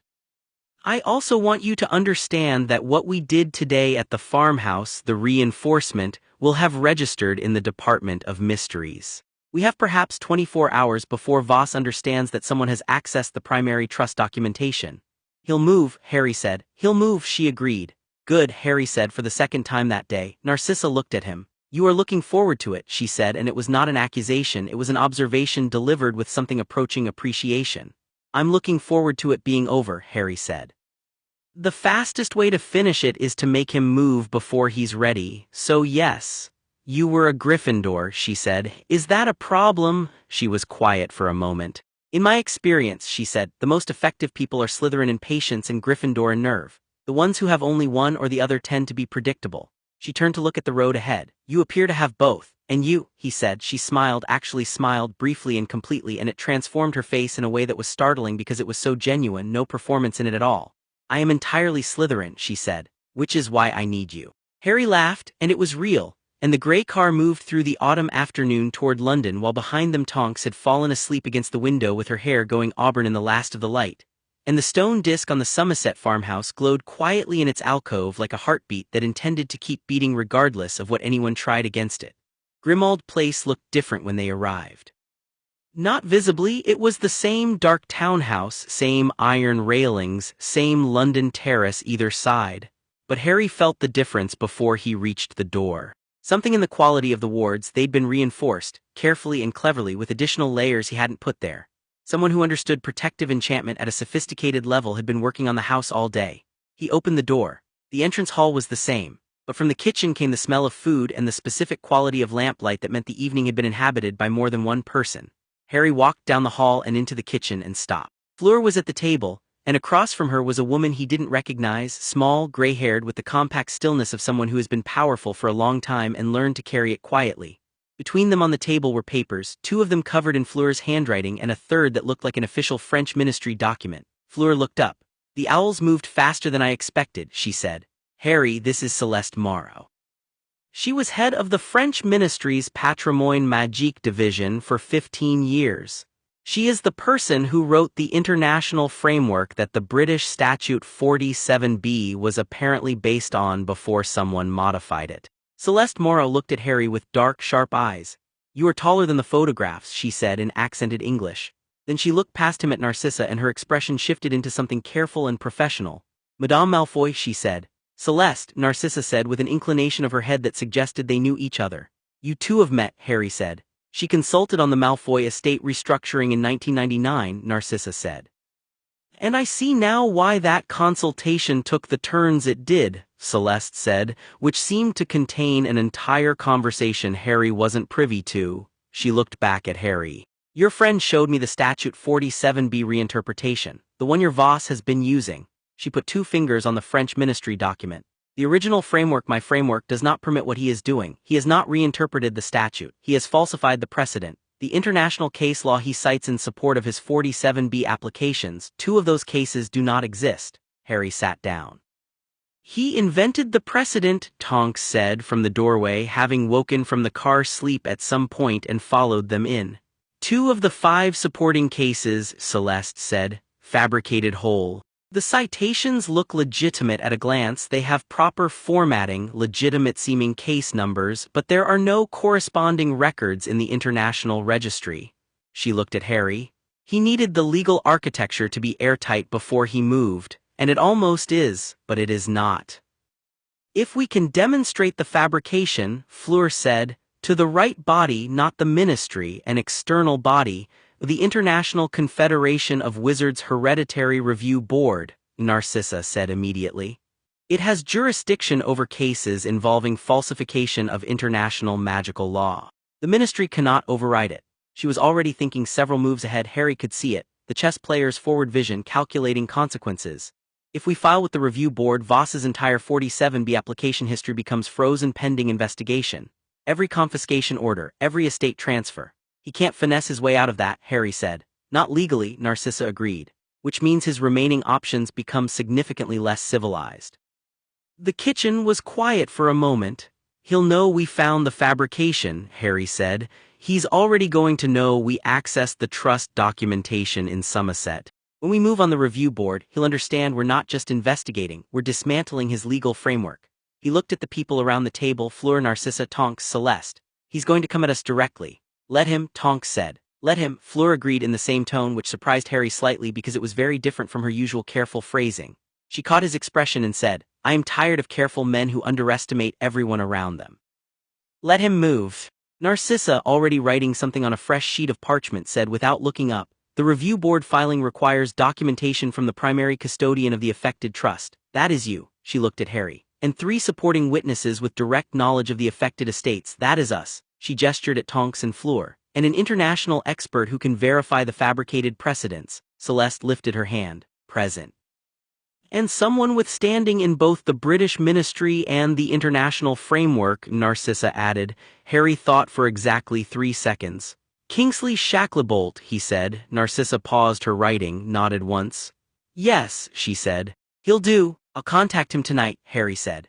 He looked around the kitchen at the war map, at the French expert drinking English tea with the patient certainty of someone who has found the load-bearing flaw in an enemy's structure. At Fleur, who had built all of this today while he'd been in Somerset. At Tonks standing in the doorway with her hair going amber in the kitchen light. At Narcissa writing with the fierce efficiency of a woman finally operating at full capacity. He felt the constellation of it fully, clearly for the first time. Not just the shape of it, the weight of it. These women, each of them extraordinary in a completely different direction. Each of them underestimated by a world that preferred simpler categories. Each of them here in this kitchen in Grimmauld Place, not because he'd assembled them, but because they'd found each other through the natural gravity of people who are built for the same thing. And Voss, patient in his dark office with his fabricated precedents and his careful long game, had no idea any of them existed in this configuration. He was very used to being underestimated. Creature appeared with more tea and the information that dinner would be ready in 30 minutes, delivered with the dignity of a general announcing a strategic deployment. Thank you, Creature, Harry said. Creature looked at the additional people in his kitchen with the slow, theatrical resignation of a creature asked to shoulder one more burden on behalf of ungrateful posterity. Then he said, Master Harry may have noticed the additional ward layers this afternoon. I noticed, Harry said. Creature took the liberty, Creature said, and disappeared. He reinforced the wards, Tonks said, staring at where the elf had been. He is very protective of the house, Harry said, and apparently of whoever is currently in it. Narcissa looked at the space where Creature had stood. A black family house elf, she said softly, still working. She went back to her parchment. Harry couldn't see her face, but something in the set of her shoulders had changed. Something had eased fractionally. He left her to it and went to write to Kingsley. The owl went out just before 10. Harry sat at Sirius's desk in the study and wrote clearly and without euphemism. This was not a letter for anyone but Kingsley to read, and it would get to Kingsley and no one else because he used the personal ward seal that Kingsley had given him at the start of the order, the one that would burn the parchment if anyone else's fingers touched it. He laid it out plainly. Voss, the estates, the fabricated precedents, the International Review Board. What they needed from the current Minister for Magic, which was standing, and a signature. Then he sealed it, attached it to the smallest and fastest owl in the Grimmauld Place mews, and sent it. He sat for a moment in the study's lamplight, listening to the house. It sounded different than it had 3 days ago. 3 days ago it had sounded like one person and one house elf and a lot of empty rooms. Now it sounded like occupation in the warm sense. Movement and conversation from the kitchen, creatures' periodic appearances, the small sounds of several people living in the same space with intention. He thought about Voss, looking at his instruments in the Department of Mysteries, seeing the Somerset keystone reinforced and the Somerset Trust activated, calculating what it meant. He thought about the 16 days that were no longer a vulnerability. He thought about fabricated precedents about to be unraveled by a French expert who had written the original framework they'd been built on. He thought about the look on Narcissa Malfoy's face when she'd sat at his kitchen table and been handed a task commensurate with her actual capability for what was probably the first time in decades. He closed the desk drawer and stood up and went back to the kitchen, because Creature had said dinner would be ready in 30 minutes and it had been considerably more than 30 minutes now, and he was genuinely hungry, and the most important thing he could do tonight was eat and sleep and be ready for whatever Voss did next. The constellation was assembled. The keystone was reinforced, the legal flaw was found, now they waited for the next move. Harry was, for the first time in a long time, very interested to see what came. Chapter 4, Constellation. Kingsley's reply arrived at 6 in the morning, which meant he'd been awake when the owl found him. The letter was 2 sentences. I've known something was wrong in the Department of Mysteries for 4 months. Tell me where and when. Harry read it twice, then left it on the kitchen table where Fleur found it at 6:30 and read it without comment, set it down, and began making coffee. By 7, everyone was assembled in the kitchen, Narcissa at the table with her legal notes already in hand, Tonks leaning against the counter with a piece of toast, Celeste seated with the careful stillness of a woman who has attended many early morning crisis meetings and is reserving judgment on all of them until she has her tea. Harry told them about the letter. 4 months, Narcissa said. He suspected but had nothing concrete, Harry said. He's been waiting for someone to bring him evidence he can use. Now he has it, Tonks said. Now he has it, Harry agreed. He looked at the group. I've asked him to come here today. If he agrees, we brief him fully and he files the review board petition from the minister's office. It carries the most institutional weight and makes it substantially harder for Voss's ministry contacts to suppress it before it reaches Geneva. And if his contacts learn he's filed before it reaches Geneva, Narcissa said. Then it gets complicated, Harry said. But Kingsley is the sitting minister for magic. Even Voss's people can't quietly make the minister disappear. They don't need to make him disappear, Narcissa said, with the measured precision of someone who has spent 20 years understanding how power actually operates. They only need to delay. A procedural challenge, an emergency Wisengamot session called on spurious grounds, a leak to the press that makes the filing look politically motivated, any of it buys Voss time to move on the remaining estates before the review board has jurisdiction. She set her notes down. He needs to file and it needs to be received in Geneva before anyone inside the ministry knows it has been sent. The kitchen was quiet for a moment. How fast can Celeste get it received? Harry asked. Celeste looked up from her tea. I have a direct contact on the review board secretariat, she said. If I am present when the filing is made and I transmit via the international portkey post, not the British ministry channels, it is in Geneva in 4 minutes. She paused. I have done this before, different circumstances, same principle. Then we do it today, Harry said. Kingsley comes here, we brief him, Celeste transmits, and by the time Voss's contacts know anything, it's already received. Narcissa looked at him for a moment. You understand that the moment it is received, Voss will know his window is closing. He will not wait for the review board process to run its course. He will do something immediate. Yes, Harry said, and you're not concerned. I'm very concerned, Harry said. I'd just rather deal with something immediate and visible than something slow and invisible. He looked around the table.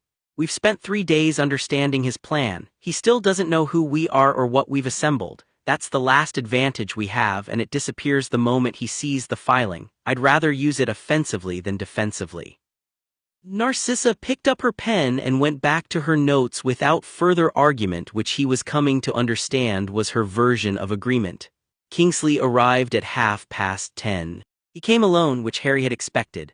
The Minister for Magic arriving with an entourage at an unplottable address would be counterproductive. He apparated to the end of the street and walked. And Harry opened the door before he knocked because he'd felt the distinctive quality of Kingsley's magic from half a block away. deep and slow as a river, absolutely certain of itself. Kingsley Shacklebolt had always been one of the most physically imposing people Harry knew, and the minister's robes hadn't changed that. He stepped into Grimmauld Place's entrance hall and looked around with the calm competence of a man assessing terrain, and then he looked at Harry with dark, steady eyes. "You look better than the last time I saw you," he said. Fleur said the same thing. Harry said, "Fleur Delacour is in your kitchen." Fleur Delacour Weasley, yes, along with Tonks, Narcissa Malfoy and a French estate law expert named Celeste Moreau who apparently wrote the original legal framework that someone has been systematically forging. Harry paused. "I have coffee." Kingsley took this in with the equanimity of a man who has processed stranger intelligence briefings. "Lead on," he said. The kitchen went quiet when Kingsley walked in, not from awe, but from the particular attention of people who are assessing whether a new variable is safe. Kingsley looked at each person with the same careful, unhurried attention. When he reached Narcissa, there was a moment that was longer than the others. "Madame Malfoy," he said. "Minister," she said. "You've been working on this," he said, not a question, reading the notes on the table, reading the quality of the information assembled around her. "For some time," she said. "Good," he said simply and sat at the table. Harry poured coffee and set it in front of him and then they got to work. The briefing took 90 minutes. Harry and Fleur led it, with Narcissa adding the legal structure, Tonks adding the field intelligence from Edinburgh and Celeste providing the international framework context. Kingsley listened with complete attention, asked precisely calibrated questions, never more than was necessary, always targeting the exact gap in his understanding, and took no notes, which Harry knew meant he was recording everything. When they finished, Kingsley sat for a moment. Then he said, "Aldrich Voss." "You know him," Harry said. "I've met him 3 times, Kingsley said. "He was at the post-war Reconstruction Committee meetings. He was quiet, competent, and extremely helpful with several administrative restructuring proposals." A pause. "I liked him. He's very likable," Narcissa said. "That's rather the point. He genuinely believes he's right," Harry said. "I want us all to be clear on that. He's not performing conviction. He thinks the old magic system is broken and he's fixing it. He's just fixing it by replacing it with something worse." "The road to the worst possible outcomes," Kingsley said, "is comprehensively paved." He looked at Celeste.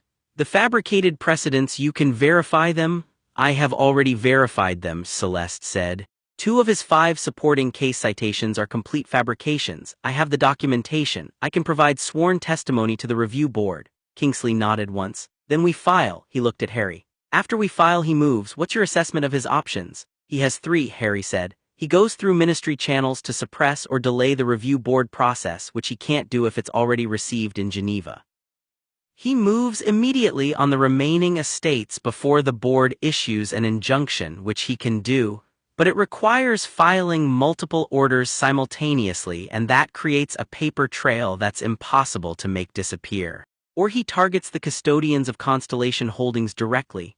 "You and Narcissa," Kingsley said. "Yes, and the other women in this room by extension if he knows they're involved."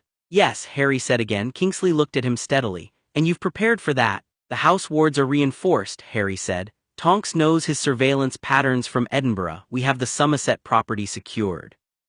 And if Voss decides to move personally against anyone in this room," Harry set his coffee down, and there was something in the way he did it that made the next sentence completely unnecessary, but he said it anyway. "He should think carefully about who he's moving against." Kingsley held his gaze for a moment, and something moved in his expression that was very close to relief. The relief of a man who has been the most powerful wizard in the room at every meeting for months and has just found himself in a room where that is comfortably shared. "All right," he said, "let's file." Celeste made the transmission at noon exactly, standing in the kitchen with a specialized Portkey Post capsule that looked like a small bronze cylinder and contained the full filing, Kingsley's signature, the fabricated precedent documentation, the Constellation Holdings trust records, and Celeste's sworn testimony. She pressed her thumb to the capsule's seal, spoke a phrase in rapid French, and it vanished with a soft displacement of air. "Received in Geneva in 4 minutes," she said. They waited 4 minutes. Celeste's wand chimed softly. She looked at it. "Received and logged," she said. "Case number issued. The review board has jurisdiction as of 11 minutes past noon." The kitchen exhaled.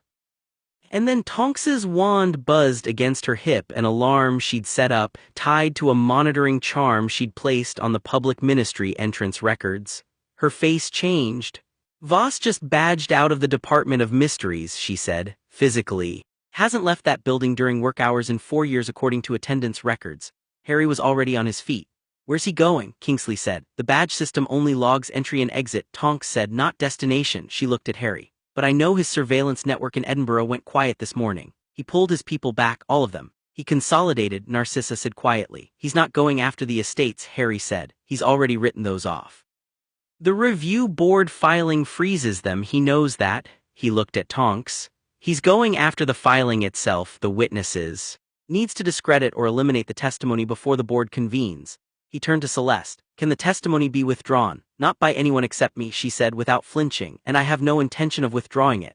He doesn't know that yet, Harry said. He looked at Kingsley. You need to be somewhere secure. I am the Minister for Magic, Kingsley said with a patience that suggested he'd had this conversation before. I have personal protection and I know how to use it. I know you do, Harry said. I'm not concerned about you, I'm concerned about Celeste. Did you come through the Ministry flu or through a private connection? Private, Celeste said. Fleur's, she looked at Fleur. Through Bill, Fleur said slightly before Harry could ask. Via Gringotts, completely off-grid. So Voss doesn't know she's here, Harry said. Good, but he knows the filing contains sworn testimony from an international expert. He'll try to find out who. How long does that take? Tonks said. If he has contacts at the review board secretariat, 20 minutes, Narcissa said. Then we have 20 minutes, Harry said. He turned to Celeste. You should go. Not because I can't protect you here, but because the further you are from this address, the harder it is for him to connect you to the filing before it matters. Celeste looked at him with dark, sharp eyes. She was not a woman who frightened easily, he could see that clearly. And if he finds me elsewhere, he's a bureaucrat, Harry said. A brilliant, patient, ruthless bureaucrat with access to ministry resources. He's not a combat wizard. He paused. You'll be fine. And if I'm wrong, Tonks said, pulling a small card from her pocket and handing it to Celeste, that's a direct communication frequency to my wand. Press your thumb to it and say Lumos and I'll know in under a minute. Celeste took the card, assessed Tonks with the quick precision of someone making a final judgment and nodded. Bon, she said. She looked at Fleur and said something in rapid French that Harry didn't catch. Fleur nodded. They embraced briefly and then Celeste was gone through the flu with the composed certainty of someone who has evacuated worse situations. Kingsley stood. I'll go back to the ministry, he said. Visibly, through the main entrance. If Voss has surveillance on the building, I want him to see that I'm there and working normally. It tells him the filing is done but we're not hiding. He buttoned his robes. It also means I'm positioned to contain any ministry-side moves he makes. Be careful, Harry said. I'll have Dawlish with me, Kingsley said. He looked at the room one final time. I'll be in contact within 2 hours. If Voss moves before then, he looked at Harry with the particular look of a man who has decided to trust someone completely. Handle it. Yes, Harry said. Kingsley left. The kitchen was abruptly very quiet. Tonks was already at the window checking the street.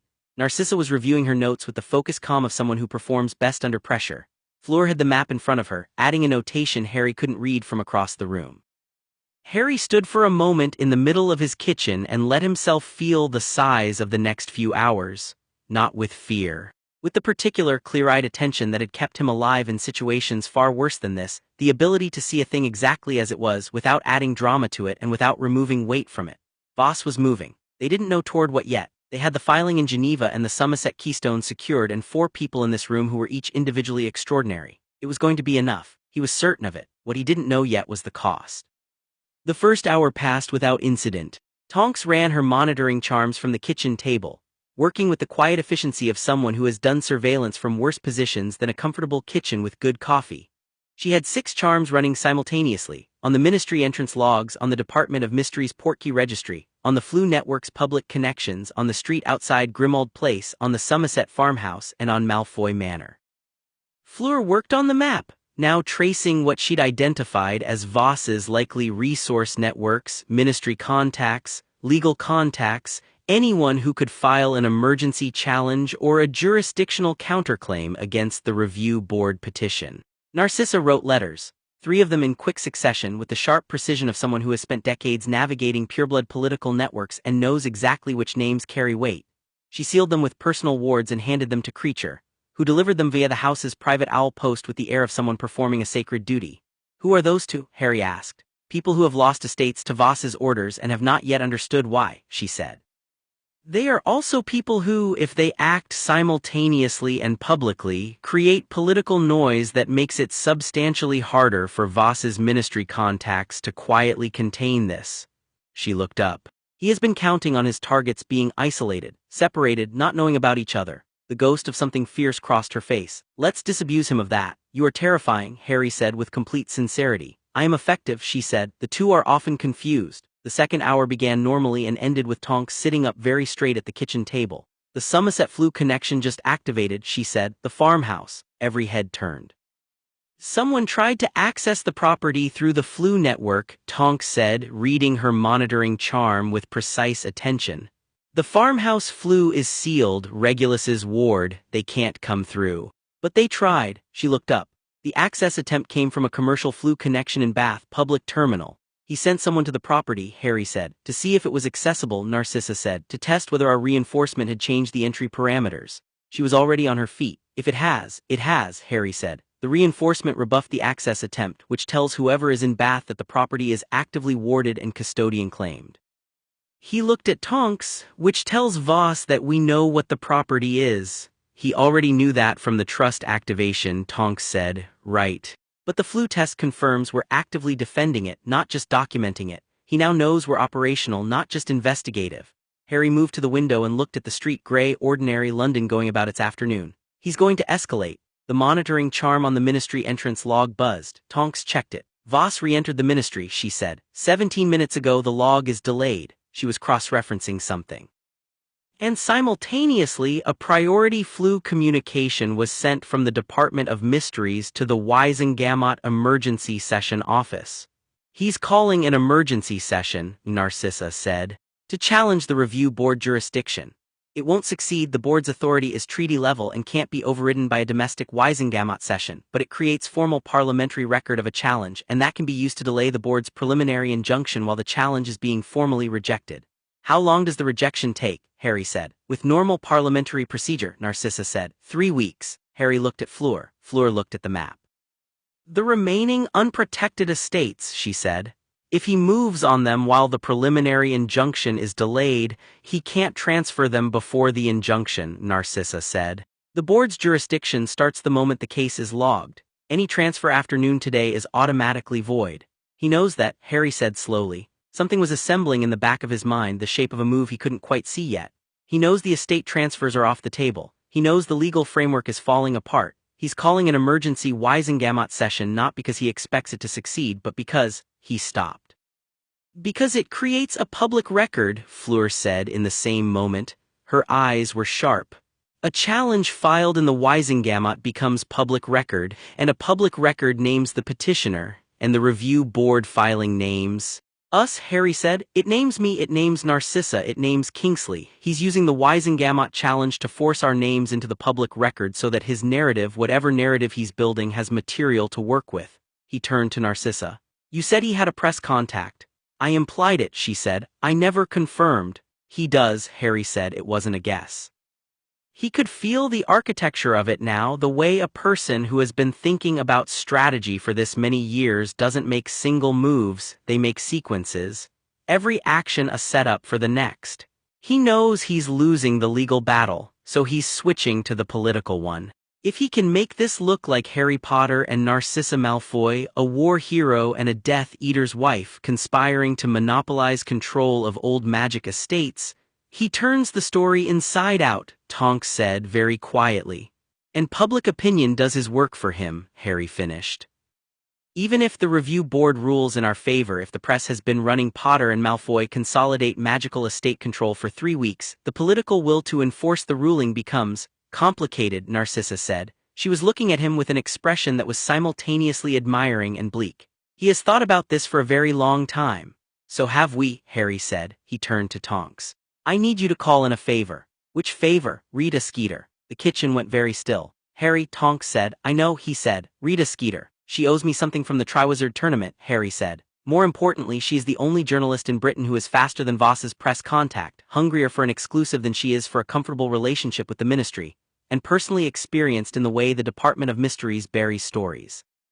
He looked at Tonks steadily. We need the true story in print before his version. We need it tonight. Tonks stared at him, then she said, I hate this. I know, she is a horrible person. She is a highly effective horrible person, Harry said, and right now effective matters more than comfortable. Fleur said from behind the map, he is right. Tonks looked at Fleur, you don't know Rita Skeeter. I have read her work, Fleur said, she is awful, she is also, as Harry says, very fast. She looked up, call her. Tonks stood, picked up her wand, and walked out of the kitchen muttering something Harry was very glad he couldn't entirely make out. Rita Skeeter arrived 40 minutes later in a green apparition crack that smelled faintly of Quill polish, and she stood in the kitchen of Grimmauld Place looking at Harry Potter, Fleur Delacour Weasley and Narcissa Malfoy seated at the same table with the expression of a woman who has just opened a Christmas present she didn't expect and isn't sure yet whether to be delighted or afraid. She settled on delighted. She was that kind of person. Harry Potter, she said with the warmth of a woman greeting a cash cow. You look, don't, Harry said pleasantly. She stopped, reassessed. Something shifted in the professional calculation behind her eyes. All right, she said. Tell me about the story, he told her. Not everything, he told her what was true, what was documentable, and what would print cleanly without giving Voss's legal team grounds for a defamation action. The fabricated precedents, the 14 estates, the systematic dismantling of old magic infrastructure, the name Aldrich Voss and his 2-decade plan. He told her the review board filing was already received in Geneva. He told her that an international expert had verified the fabricated case citations. He did not tell her about Constellation Holdings in detail. He did not tell her about the Somerset farmhouse. He did not tell her about the constellation of people in this house and what they were to each other. He gave her enough. For Rita Skeeter, enough was a feast. She was writing in her notebook throughout, glancing between him and the notebook with the bright, predatory focus of someone who is very good at the thing they were built for. Halfway through, she looked at Narcissa. Madame Malfoy, she said, your comment. My comment, Narcissa said, is this. I have spent 20 years watching intelligent men underestimate the people around them because those people were inconvenient to the narrative those men preferred. Aldrich Voss has done the same. I trust the review board will provide the appropriate correction. Rita looked at what her quill had written, looked back at Narcissa. Perfect, she said with genuine appreciation. I know, Narcissa said. When does this print? Harry asked. I can have it in the Evening Prophet by 6, Rita said, possibly 5 if the editor is having a good afternoon. She closed her notebook, snapped it shut. I want an exclusive follow-up after the review board rules. You'll have it, Harry said. She looked at him with something that was not quite respect but was in the vicinity of professional regard. You've grown up, Mr. Potter, she said. I had to, he said. She left in the same green crack she'd arrived in. The kitchen was quiet for a moment. I need a shower, Tonks said to no one in particular. The monitoring charm on the street outside went off at 4:47. Not the gentle buzz of a logged entry, a sharp, insistent pulse that meant the proximity ward had registered a magical signature within 6 feet of the front door. Harry was on his feet before he was fully conscious of moving, wand already in his hand, the automatic readiness of someone whose reflexes had been trained in more duels than he cared to count. Tonks was right beside him. She'd drawn her wand without a sound. Harry looked at the proximity charms readout. Tonks had the monitoring array connected to a small enchanted disc on the table, and the disc was showing a single magical signature at the front door. Not multiple. One. He went to the door, he opened it. The woman on the step was in her 40s with the kind of face that had clearly been handsome and was now worn into something harder and more interesting. She had light brown hair going gray at the temples and dark eyes that were visibly frightened but were also very clearly trying not to be. She was wearing ministry robes with the Department of Mysteries insignia that had been partially unpicked. The thread still showed where it had been. She was also holding a folder of papers against her chest with both hands, the grip of someone who has just decided to do a very difficult thing and is not allowing themselves time to reconsider. She looked at Harry and said, I work for Aldrich Voss. I have done for 7 years, and I need to speak to whoever is running this operation because I have everything, the actual files, the originals, not the redacted versions he files publicly, and I am done. Her voice was shaking slightly on the last word. I am done. Harry looked at her for a moment. He felt her magic, genuinely frightened, no performance in it.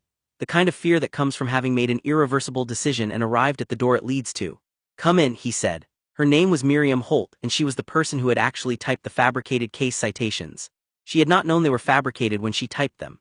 She had been given research that looked legitimate and asked to compile it into filing format. That was her job, had been her job for 7 years. She had been organized, efficient, and entirely trusting of the man she worked for, because Aldrich Voss was charming and brilliant and had given her every reason to believe his work was important. She had understood what she'd actually been doing approximately 3 weeks ago when she'd accessed the International Case Registry to update a filing reference and found that 2 of the cases she had compiled did not exist. She had gone home and been very quiet for 3 weeks while she made a decision.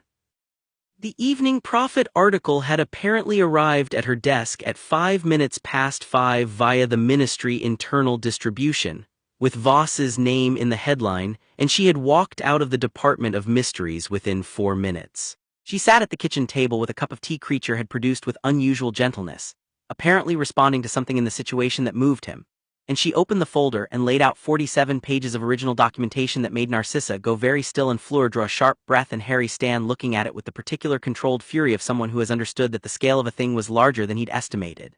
Not just 14 estates, 41.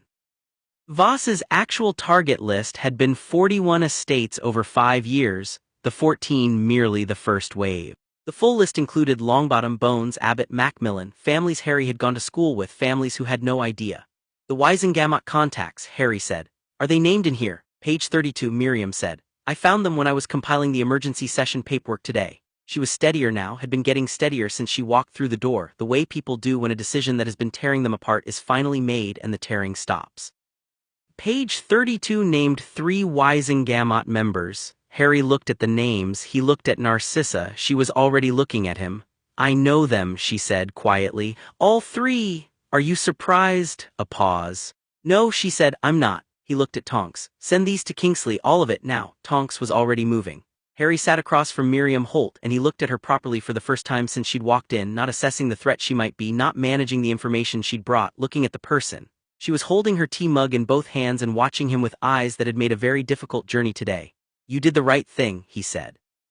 I should have done it sooner, she said. Maybe, he said, but you did it now, that's what matters. She looked down at the tea. He really believes he's fixing something, she said. I want you to know that. He's not cruel, he's absolutely convinced this is necessary. I know, Harry said, it doesn't make it. No, he said, it doesn't, but it means there's a person in there, not just a problem, and people can be stopped without being destroyed. He held her gaze. He'll be stopped, the review board will see to that. What happens to him after is about due process, not revenge. She nodded slowly. What happens to me, she said, after? That depends on what you want, Harry said. But I imagine someone who understands the internal structure of the Department of Mysteries as well as you clearly do, and who just demonstrated the moral clarity to walk out of it when it mattered, is someone several departments would want working for them. She looked at him for a long moment. Something in her face shifted, not into relief exactly, but into something forward-facing. Something that had been looking backward for 3 weeks and had just turned around.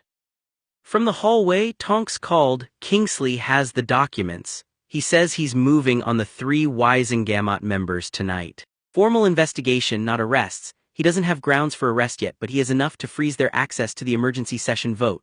A pause. He also says, and I'm quoting, tell Harry well done. Harry stood and walked to the kitchen window and looked at the London evening coming down, the street going dark and ordinary below, and felt the shape of the thing they'd built today. Not perfectly, not without cost and complication and the knowledge that this was far from finished, but solidly. The way things are built when the right people are in the room. He heard Fleur behind him, her specific footstep which he'd learned to identify in 3 days the way you learn a sound that matters. She stopped beside him at the window. The Evening Prophet is running it, she said quietly. Rita filed at 5:15, it's on the front page, he exhaled. Voss is going to come after us directly, she said. Tonight or tomorrow, he has nothing left to lose that is recoverable. I know, are you ready? He turned from the window and looked at her, really looked at her, at the intelligence and the composure and the quiet, steady way she'd moved through the last 5 days. He thought about what she'd said the first morning. You just needed someone to look. He thought about Tonks's voice in the car, matter of fact and certain. I know the difference between the institution and the corruption inside it. He thought about Narcissa at the farmhouse, her hand beside his on the stone disc, and something easing in her shoulders when she'd finally had help to carry the weight. Yeah, he said, I'm ready. She held his gaze for a moment, and then she did something she hadn't done before in 5 days of extraordinary proximity. She reached up and put her hand briefly on his jaw, a touch that was too deliberate to be accidental and too honest to be anything other than what it was. A person telling another person in the clearest possible language that isn't words that they are not alone in this. Then she took her hand away and said, "Good, let's eat." Creature made something extraordinary, and if we don't sit down in the next 5 minutes, it will be wrong to waste it. Harry laughed, and the laugh was real and full and moved through the kitchen the way that only the truest ones do, catching Narcissa's composed expression and cracking it briefly, genuine, and making Tonks grin from the hallway, and making Miriam Holt look up from her tea with something softening in her careful face. They sat down together. All of them, around the kitchen table that was covered in maps and legal notes and the documentation of a plan 20 years in the making that had just had the foundations knocked out from under it. Outside, London went about its evening. And somewhere in the Department of Mysteries, Aldrich Voss read the Evening Prophet and understood for the first time that he had underestimated exactly the wrong people. Harry intended to ensure he didn't have long to sit with that understanding. Chapter 5. Old Magic Voss moved at 3 in the morning. Harry was awake when it happened, not because he'd been expecting it at precisely that hour, but because he'd stopped sleeping through the small hours months ago and had made peace with it. He was in the study with a lamp and the ley line map and a pot of tea that had gone cold, thinking about the full list of 41 estates and whether there was a sequence in the second wave that they'd missed, when every ward on Grimmauld Place fired simultaneously. Not tripped, fired. The distinction mattered. Someone hadn't crossed a threshold or tested a boundary. Someone had hit the house with a coordinated suppression attempt, the kind designed to flatten defensive enchantments before a breach. It was sophisticated work, layered and simultaneous, and it told Harry two things immediately. Voss had combat-capable people he'd been keeping off the board, and he decided to spend them tonight. Harry was in the hallway before the ward pulse finished, wand lit, mind already sorting. The suppression hadn't worked, Creature's reinforcement and Fleur's additional layers had held, but it had registered, which meant whoever had cast it knew the house was warded and would adjust. Tonks came out of her room in 3 seconds flat, dressed, wand up, hair an automatic sharp red that he'd learned meant her combat instincts had kicked in before the rest of her was fully awake. She looked at him once, reading the situation in his face, and posted herself at the top of the stairs without a word. Fleur was in the hallway 6 seconds after that, wearing dark robes she'd clearly thrown on overnight clothes, her hair unbound and her wand in a reverse grip that told Harry she'd been trained in a dueling style Hogwarts didn't teach. She came to stand beside him and said very quietly, "How many?" "Unknown," he said. The suppression came from 3 angles simultaneously, northwest, south, and the roof. 3 casters minimum, she said. "Probably more." "More," he agreed. Narcissa appeared at her bedroom door at the end of the hall, fully dressed in the manner of a woman who had anticipated the possibility of a 3 a.m. situation and had prepared accordingly. She looked down the hall at Harry and Tonks and Fleur with the calm, rapid assessment of someone who has been through things that made this look manageable. "Miriam," Harry said. "I gave her a portkey when she arrived," Tonks said. "Set to activate at any significant ward disturbance. She's gone." "Good." 1 variable removed. The second suppression hit harder than the first. Harry felt it through the soles of his feet, a deep, grinding pressure as the attackers threw more power at the wards. The house shook not dramatically but perceptibly. Somewhere below, Creature made a sound that was equal parts outrage and battle readiness. "They're going to break through the south ward," Fleur said. She was watching something Harry couldn't see. Her eyes had gone slightly unfocused, which he'd noticed once before when she was sensing magic rather than observing it. The Vela perception running beneath the standard magical awareness. "The south layer is the oldest. It will hold 1 more push." "1 more push," Harry repeated. "Possibly 2 if we reinforce." Harry turned. "Narcissa, the north side of the house." She was already moving. "Tonks, the roof access." Tonks went up the second staircase without a sound, which was genuinely impressive. Harry went to the front window and looked down at the street. Dark, empty London, completely indifferent. But he could feel them now, 3 distinct magical signatures pressing against the wards from the northwest, and 1 more he hadn't detected initially, holding position half a block south. 4 at minimum, possibly a 5th he couldn't locate yet. He opened the window, not dramatically, just enough. He reached out with the awareness that had come back from the Forbidden Forest with him, the sense of magic as one continuous thing moving through different lenses, and he let his perception spread down through the wards and into the street. It was the thing he'd been studying for 3 months and hadn't fully tested, and the moment he let it expand completely he understood why Dumbledore's portraits went quiet when he entered a room. He found them all. 5. 3 at the northwest pressing on the ward junction. 1 at the south with significantly more power than the others, the one doing the real suppression work.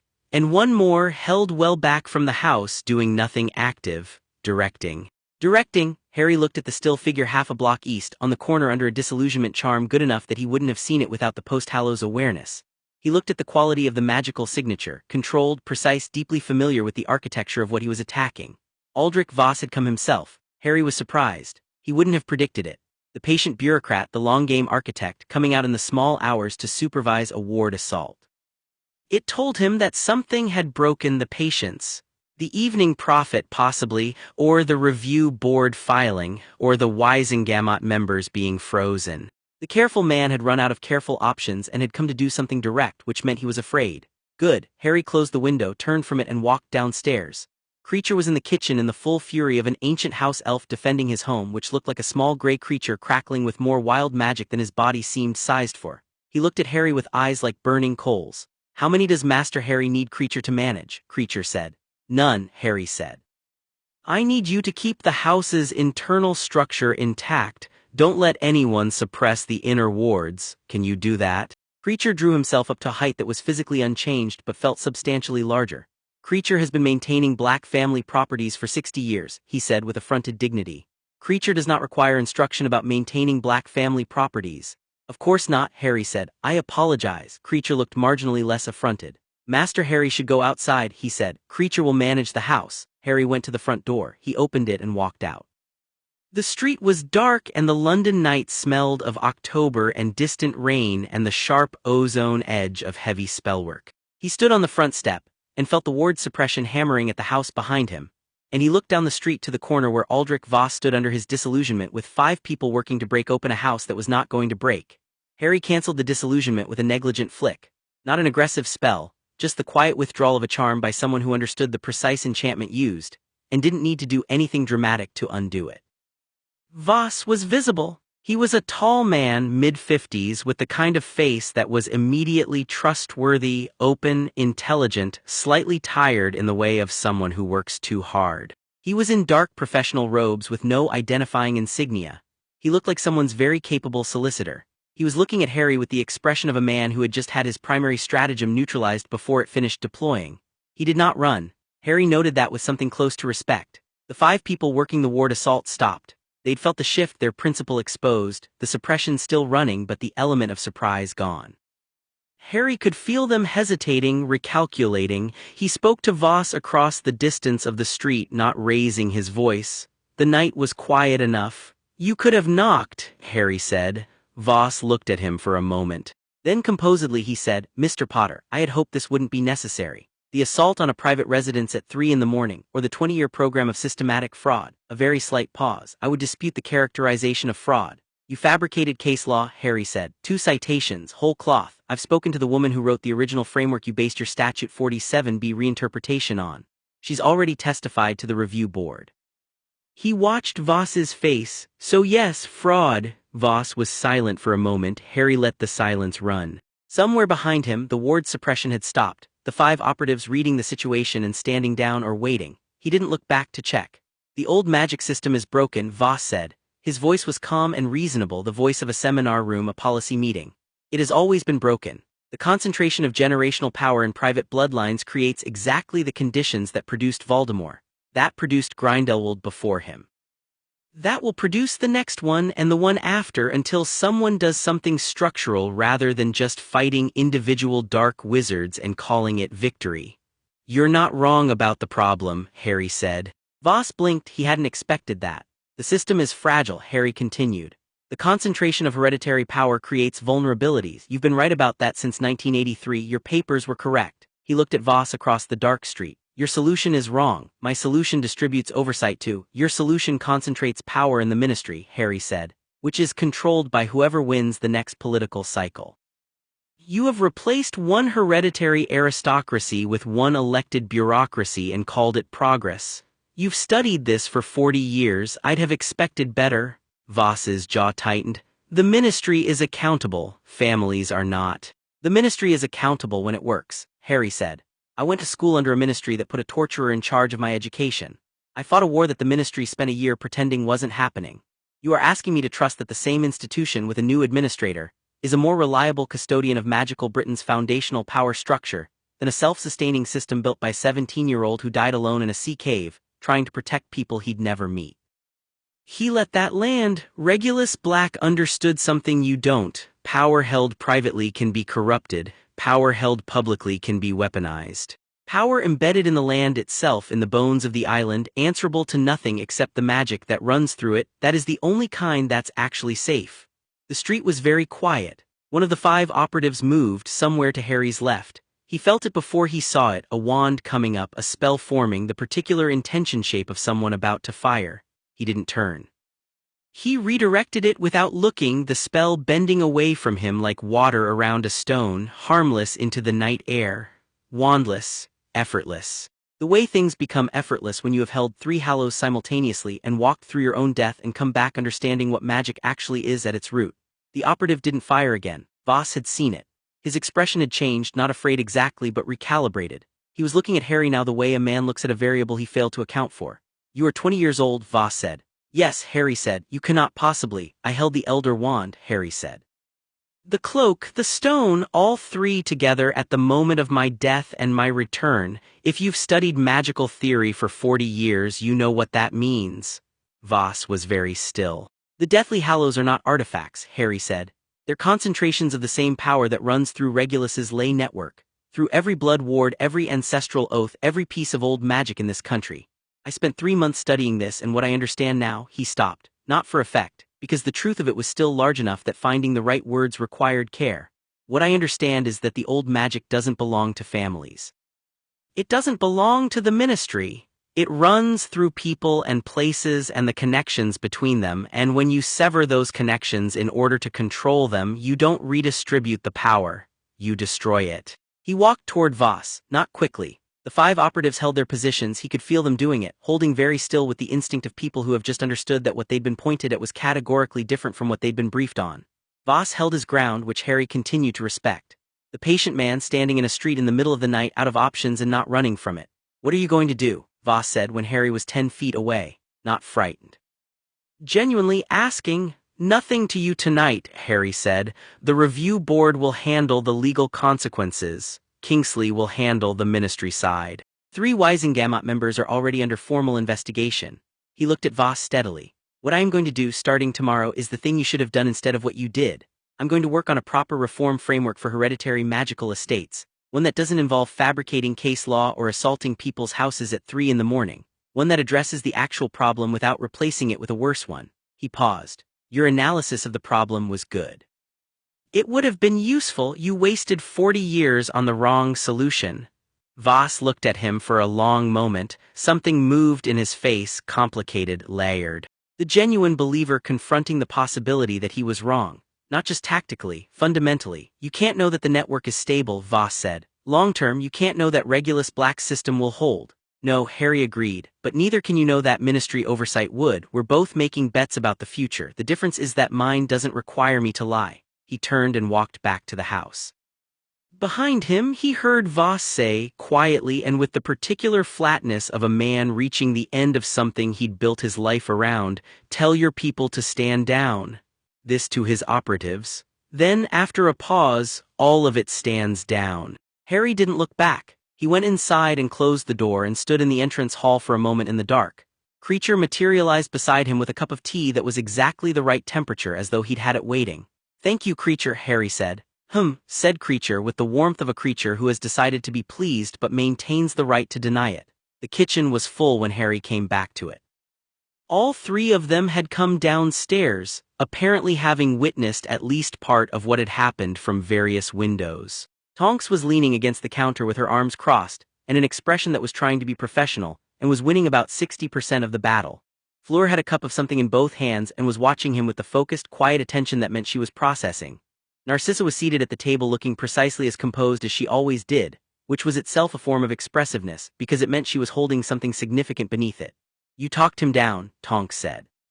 "He talked himself down," Harry said. "I just gave him a reason to." "You deflected a spell wandlessly," she said, without looking. "Is that relevant?" "Harry," she looked at him with something that was not quite exasperation and not quite awe. "Yes, that is relevant, that is extremely relevant. I've been practicing," he said, "for 3 months. I had time." Fleur said, still in that quiet tone, "The ley map on your desk, the notes about the Hallows and the network." She looked at him over her cup. "You have been connecting them the whole time." "Yes." And what you said to him about power embedded in the land, answerable to nothing except the magic itself, she stopped. You weren't making an argument, you were describing something you know. Yes, he said again. The kitchen was very quiet. Narcissa said from the table without looking up from where her hands were flat on the surface. When Regulus built Constellation Holdings, he left a note in the trust documentation. I saw it when the disc transmitted the records in Somerset. She paused. I didn't mention it at the time because I wasn't certain what it meant. She looked up at Harry. It said the network requires a warden, not a custodian, a warden. The custodians hold the properties. The warden holds the whole. The whole cannot be held by someone who fears what it is. The room sat with that. Harry pulled out a chair and sat at the table. He looked at his hands for a moment. He knew, he said, Regulus. He knew the system he was building would need someone who could hold the full scope of it. Not just own an estate or manage a trust. Actually hold the network, feel it, monitor it, reinforce it without going through individual properties one at a time. He built the system, Narcissa said, and then he died without a warden. She held Harry's gaze. For 27 years the network ran on its own and it held because he built it that well. But it has been degrading at the edges. What Voss detected, the fragility, the vulnerability, it is real. It has been real.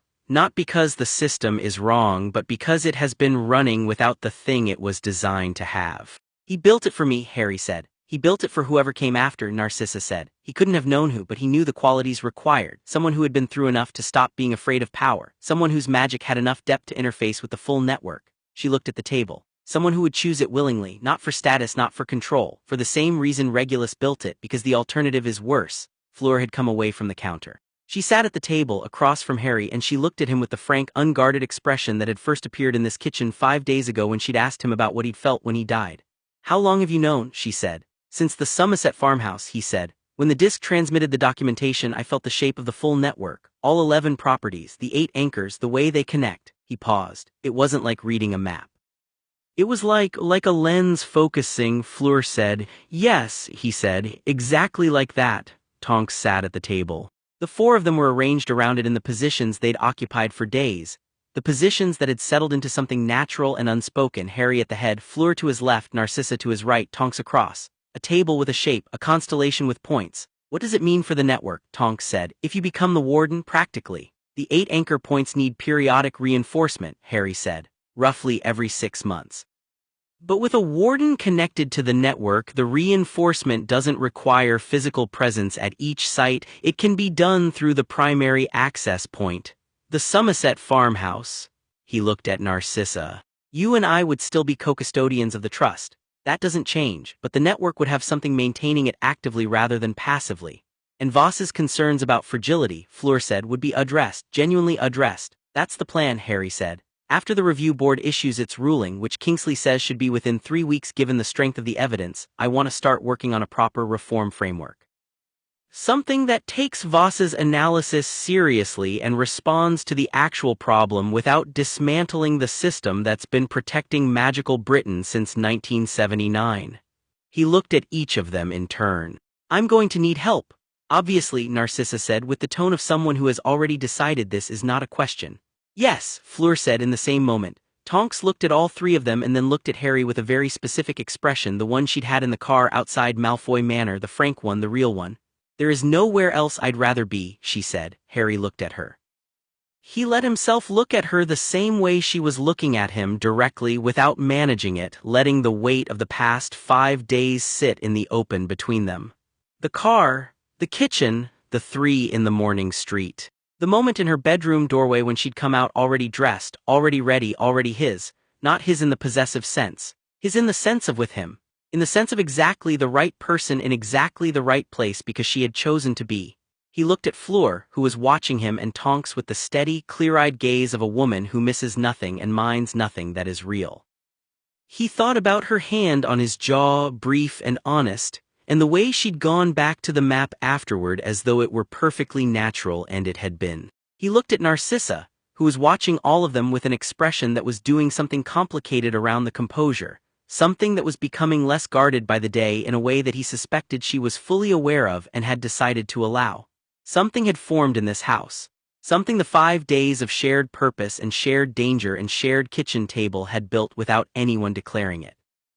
Something that was not romantic in the conventional sense and was also not romantic, something that was all the things that made those categories feel insufficient. Something that functioned beautifully as the thing it was. A constellation, 4 points. Each one holding its own light and the spaces between them holding something that wasn't any of them individually. "All right," Harry said, "let's go to bed, we have a lot of work in the morning." "The review board," Narcissa said. Kingsley, Tonks said. Bill, Fleur said, "He will want to know everything."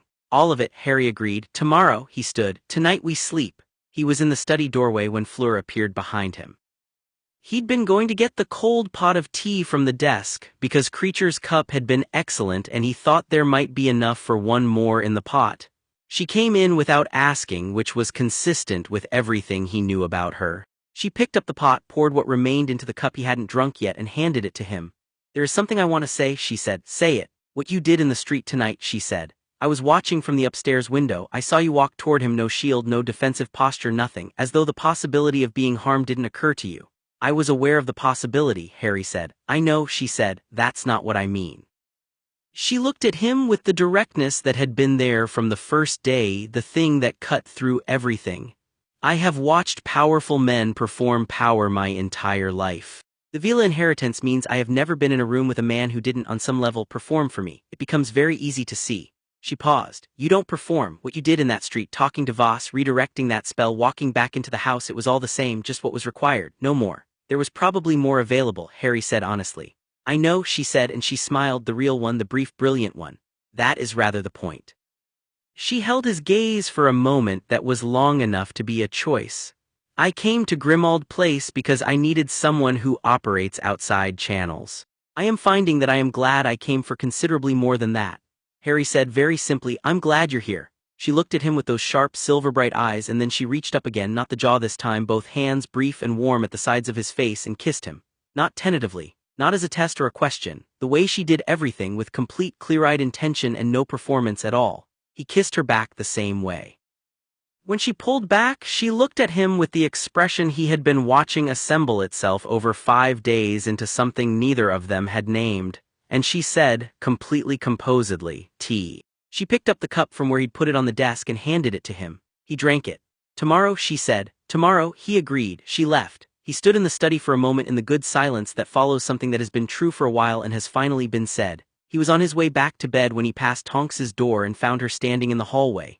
She'd been standing there for some time, he thought, by the particular stillness of it. She looked at him with the expression that had no performance left in it, dark auburn hair, no direction, just hers. "I heard you in the study," she said. "I know," he said. I wasn't listening, I just, Tonks." She stopped. "I know," he said again, which meant something more comprehensive than the words. She looked at him for a long moment. "This is very unusual," she said. "Yes, but it's real," he said. She exhaled. "Yeah," a small pause. "Harry, I've been watching you for 5 days and I am fairly certain that is enough time to—" "Yes," he said. She looked startled. "I didn't finish." "No," he agreed, "but I know what you were going to say." She stared at him, and then she laughed, the real one. And before it finished she'd crossed the hallway and the laugh became something else entirely. Her arms around his shoulders, her forehead against his. The metamorph magus who had forgotten her own face pressed warm and certain against someone who had no confusion at all about who she was. He held her. Completely. The way you hold someone when you have decided there is nothing tentative about it. After a moment she pulled back far enough to look at him. "Fleur," she said. "Yes," he said. She looked at him steadily, reading him. "And she's—" "Yes," he said. Something settled in her face. The deep, clear settling of things that were uncertain becoming things that are not. "And Narcissa," she said quietly, as though she was working through an inventory. "I don't know yet," he said honestly. "I don't think she does either." Tonks nodded slowly. "She's had very little that was actually hers," she said, "for a very long time." "I know," he said. "Give her time," she said. "As long as she needs," he said. Tonks looked at him, this person she'd watched from order meetings when he was 15 and furious, and was watching now at 20 and something categorically different. "Go to bed," she said. "You talked down 5 ministry operatives and an unspeakable tonight. You've done enough. You were going to tell me something," he said. "It'll keep," she said, but she was smiling when she said it, warm and real and entirely hers. She went back into her room. Harry stood in the hallway for a moment in the good silence that follows a different kind of truth being said. He found Narcissa in the kitchen. She was at the table in the dark, not reading, not writing, just sitting with her hands around a cup of something that had gone cold.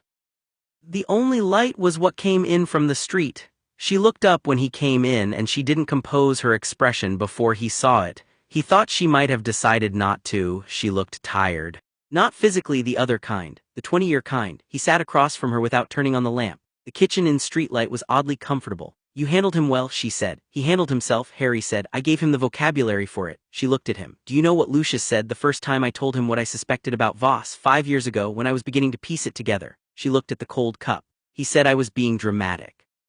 He said the ministry was no threat to established families. He said I should leave the political thinking to people who understood politics. A pause. He said that to me and believed it. Harry said nothing.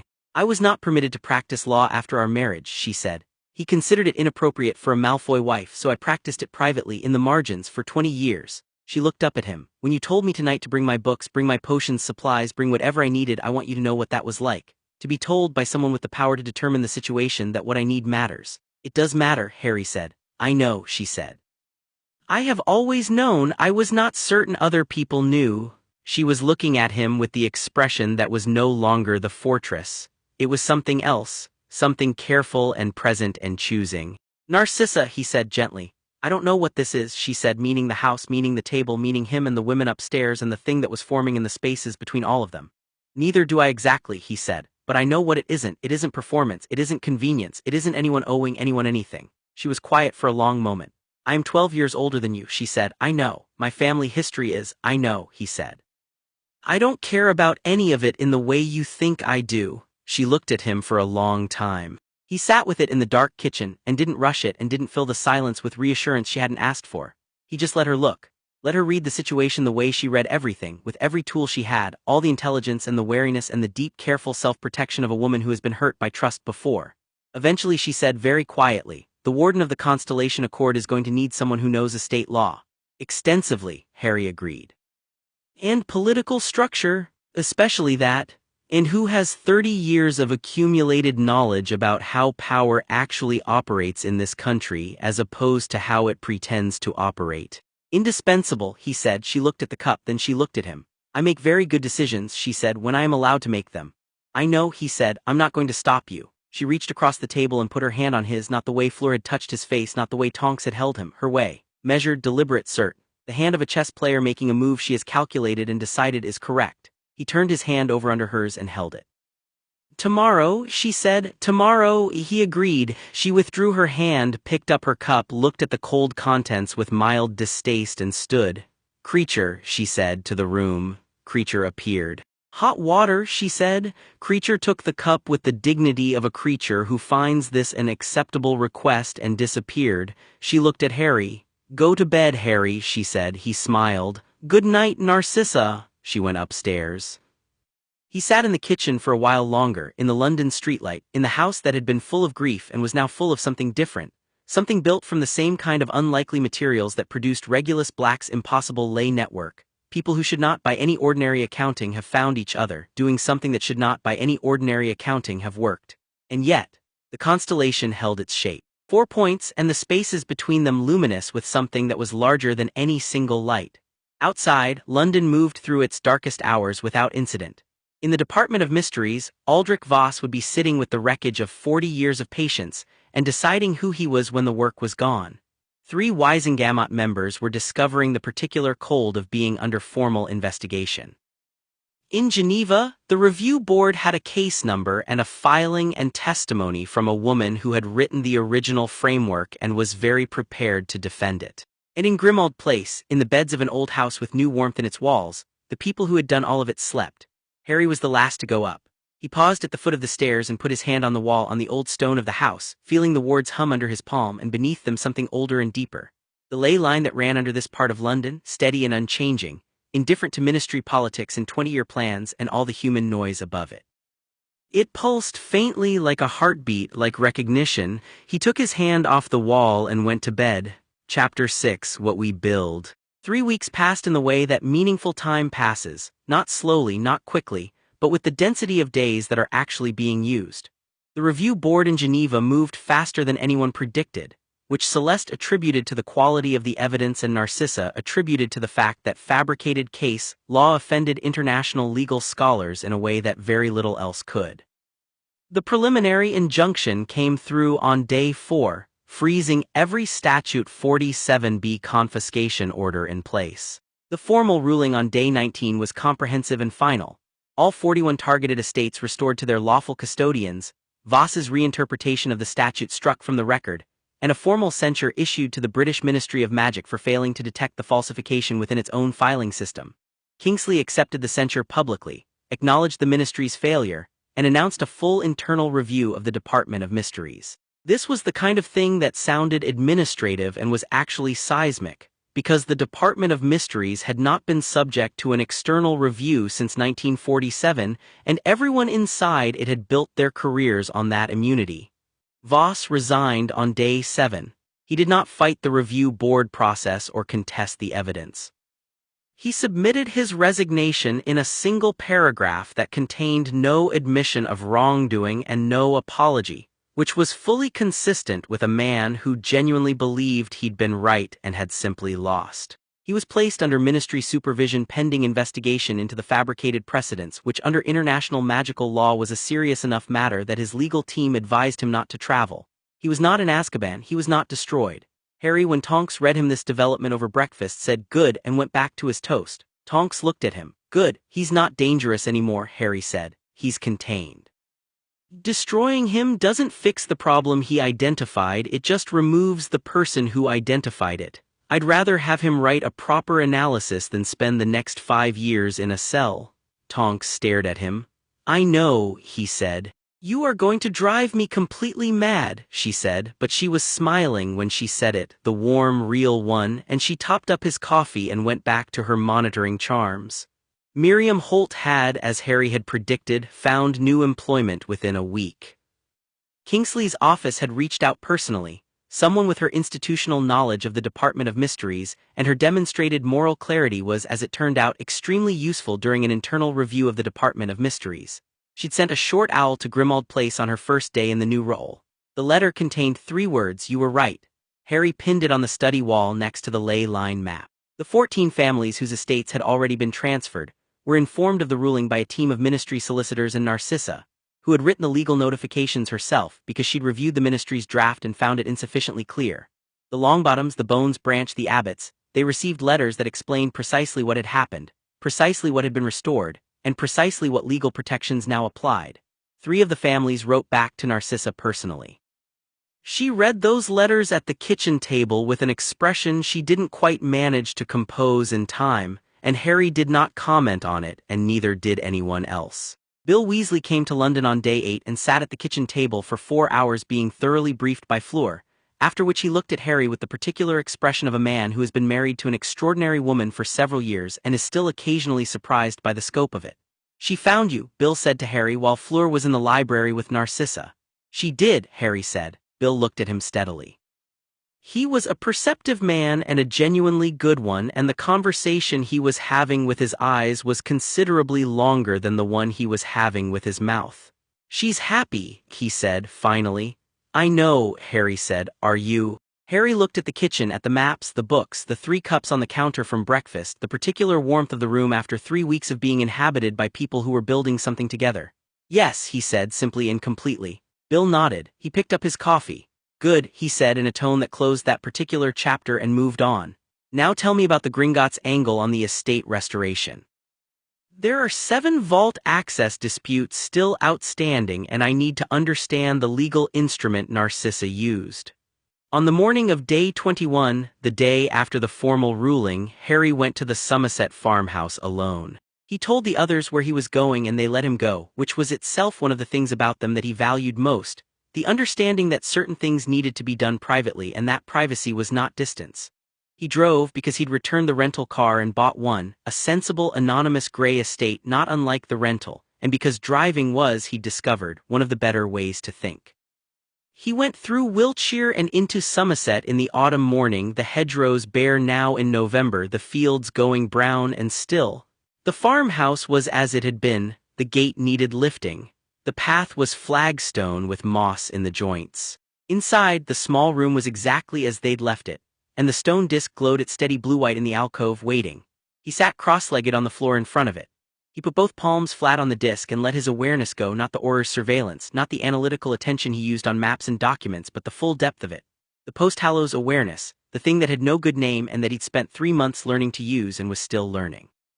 He let it spread outward from his hands, through the stone, through the floor, into the earth. The network came up beneath him like a landscape scene from above. All 8 anchor points, distributed across the island, each one a concentration of old, settled, self-sustaining power. He could feel them distinctly, the Somerset keystone beneath him, strongest and clearest. The anchor in Yorkshire that corresponded to the Longbottom property, now restored. The Scottish anchor in the Highlands that corresponded to a property he hadn't visited yet. The 5 others, spaced with the geometrical precision Regulus had imposed on the system, each one stable and clear now that the legal threats had been removed. And running between them like the threads between the points of a constellation, the ley network itself. He held the full scope of it and felt it hold him back, not passively. There was an intelligence to it, not sentience, not personality, but intention. Regulus's intention embedded in the foundation of the thing, still present after 27 years. The way an architect's thinking lives in a building long after the architect is gone. Harry sat with it for a long time, then he made a decision that was simple and complete and not frightening at all. He accepted the wardenship. Not ceremonially, there was no ceremony. He simply held the network and said yes to it in the deepest available part of himself, with the full weight of what he understood it meant. Long-term responsibility. Regular maintenance, being the thing that was always quietly attending to the foundation. The disc shifted under his hands. The glow deepened, changed quality, became something less like light and more like warmth. And the awareness of the network in his mind shifted from something he was observing to something he was part of, like the difference between looking at a map and standing in the landscape. He sat with it until it settled, and then he lifted his hands and sat for a moment looking at the room around him. Regulus's desk, Regulus's stone. The lamplight coming through the small window of a Somerset farmhouse, where a frightened 17-year-old had sat and built something that had taken until now to find its warden. "Thank you," Harry said, to the room, to the stone, to the absence that had shaped everything. He drove back to London in the early afternoon, the November light low and golden, and the network hummed at the edge of his awareness like a second heartbeat. Steady and cert, already familiar. That evening, Kingsley came to dinner. It was the first time since the briefing, and it was different, not tactical this time, not a war council. Creature, apparently having decided that the situation called for it, produced a dinner of such extraordinary ambition that Fleur stopped eating to compliment him, which caused Creature to make a sound suggesting he considered this no more than his due and disappear before anyone could see him being pleased about it. 7 of them around the table, Harry, Fleur, Tonks, Narcissa, Kingsley, Bill, and Celeste, who had stayed in London rather than returned to Paris and had not yet given a satisfactory explanation for why, other than that the food at Grimmauld Place was better than she'd expected, and she had more to document. The conversation moved and shifted the way good dinner conversation does. Several things happening at once, different exchanges running in parallel, the whole room somehow coherent. Bill and Celeste discovered a mutual professional interest in pre-Confederation magical treaty structures, and disappeared into it entirely. Kingsley told Tonks about the internal review developments in the Department of Mysteries, with the specificity of a man briefing his best field operative. Fleur listened to this while simultaneously adding to a conversation she was holding with Narcissa about the legal reform framework that Harry had mentioned building. Harry sat at the head of the table and watched it and felt a contentment so uncomplicated it was almost disorienting. The contentment of something built correctly in the right materials by the right people. "You're doing that thing," Tonks said, catching his eye from across the table. "What thing?" "The thing where you look at everything and go very quiet and grateful," she said. "You did it in the kitchen on day 2. It's very," she searched for the word. "Soft," Fleur supplied without looking up from her conversation with Narcissa. "I was going to say moving," Tonks said, "but yes. I'm not soft," Harry said. "You talked a man down from a ward assault by explaining the philosophical limitations of his policy framework," Narcissa said, also without looking up, which implied she'd been listening to the entire exchange simultaneously. "At 3 in the morning, wandlessly deflecting spells." "That's not soft," Harry said. "That's efficient." "It's both," Fleur said, and now she looked at him briefly with the real smile. Kingsley was watching this exchange with the expression of a man who has been in command positions long enough to understand exactly what kind of thing he was looking at, and who had decided he approved. He picked up his wine glass. "To difficult problems," he said, "and the people who solve them properly." Everyone raised a glass. Creature appearing in the doorway with a serving dish raised nothing but achieved the impression of participating regardless. After dinner, when Bill and Celeste had gone and Kingsley had departed with the measured grace of a man who knew when a room needed to be returned to its occupants, the four of them stayed at the table. It wasn't planned. It was the natural settling of a long evening into its most essential form, the outer layers gone, the core remaining. The lamp turned low, a bottle of wine between them, the maps and documents of 3 weeks pushed to one end of the table. Narcissa, who had been more present at the table over the past 3 weeks than Harry had observed her being at any previous point, refilled her glass and set the bottle down and said without preamble, "I need to tell you something about the manor." 3 weeks had changed her, though not in any way that would be visible to someone who hadn't been watching closely. She held herself the same way, the posture, the composure. But the composure was no longer a wall. It had become something more like the uprightness of a person who has chosen to stand straight rather than being held up by the architecture around them. "The manor," Harry said. "The ministry restriction on my movement ended last week," she said. "When the review board ruling came through, there's no longer a legal basis for it." She paused. "I could go back." The table was quiet. "But I find that I don't want to," she said with the careful precision of someone making a statement they have tested from every angle. "I want to be clear that this is not because the manor holds bad memories, though it does. It is because," she looked at the table. "What I am doing here is useful. What I am here is more than what I was allowed to be elsewhere." "The reform framework," Harry said. "Yes, and other things." She looked at him directly. "I would like to stay if that is still." "Of course," Harry said. "I wasn't finished," she said. "You didn't need to be," he said. She looked at him for a moment with the expression that had been evolving for 3 weeks from the fortress into something that was still entirely Narcissa Malfoy and was also entirely, quietly open to the room. "You are very annoying," she said. "I've been told," he said. Fleur made a sound that was the contained cousin of a laugh. "The manor will need to be dealt with eventually," Narcissa said, returning to the practical register with the ease of long practice. "Lucius's sentencing is in February. Whatever the outcome, the property situation will require restructuring." She set her glass down. "I have thoughts about that." "I'd like to hear them," Harry said. "Not tonight." "No," she agreed. "Not tonight." Tonks had been listening, leaning her chin on her hand, watching Narcissa with an expression that had evolved over 3 weeks from the careful assessment of someone reading an unfamiliar person to something considerably warmer. "Can I say something?" she said. "When have you ever not?" Narcissa said, but there was no edge to it. "My mum," Tonks said. "You said when we were at the manor that she was the best of the Black sisters." She paused. "I told her this week." "Wrote her a letter." Narcissa was very still. "She wrote back," Tonks said. "She said," a pause and something in her face was doing something complicated and honest. "She said that was a very long time coming and she appreciated you saying it. She also said she made the best choice she could have made and she'd make it again." Tonks looked at Narcissa. "But she said she hoped you'd both had enough time apart." Narcissa looked at the table, one breath carefully taken. "We were very close," she said, "before." "I know," Tonks said. "She will not forgive everything," Narcissa said. "No," Tonks agreed, "but she's not asking you to have done everything differently. She's asking if there's still something left to work with." She paused. "I think there is." Narcissa was quiet for a long moment. Something moved through her face, layered and private, the specific grief of people who have been separated from each other by the terrible momentum of the choices they made when they were young and the world was sorted into sides. Then she said, "Tell her I will write." "Yeah," Tonks said softly. "Good." Harry looked at this and said nothing and felt the quiet profundity of small things, a sentence, a letter, a promise of a letter. The way that the enormous things, the lay networks and the international review boards and the ward assaults were always composed of these. Two sisters trying to find their way back to each other, one conversation at a time. Fleur had been quiet for a while, which with Fleur meant she was thinking about something specific. Harry had learned the quality of her silences. This one was the kind that preceded something considered. "I spoke to Bill today," she said, "about staying in London. What did you decide?" Harry asked. "I decided to stay," she said. "We decided. Bill is managing a project for Gringotts in their London branch for the next year. He was always going to be here. I was managing my schedule around him." She looked at Harry. "Now I am managing it around the work which is here." "The reform framework," Harry said, "and the international estate law aspect," she said. "Celeste staying in part because I asked her to." There is a component of the framework that needs an international dimension. The constellation network doesn't exist in isolation. There are analogous systems in France, in Scandinavia, in the Eastern Territories.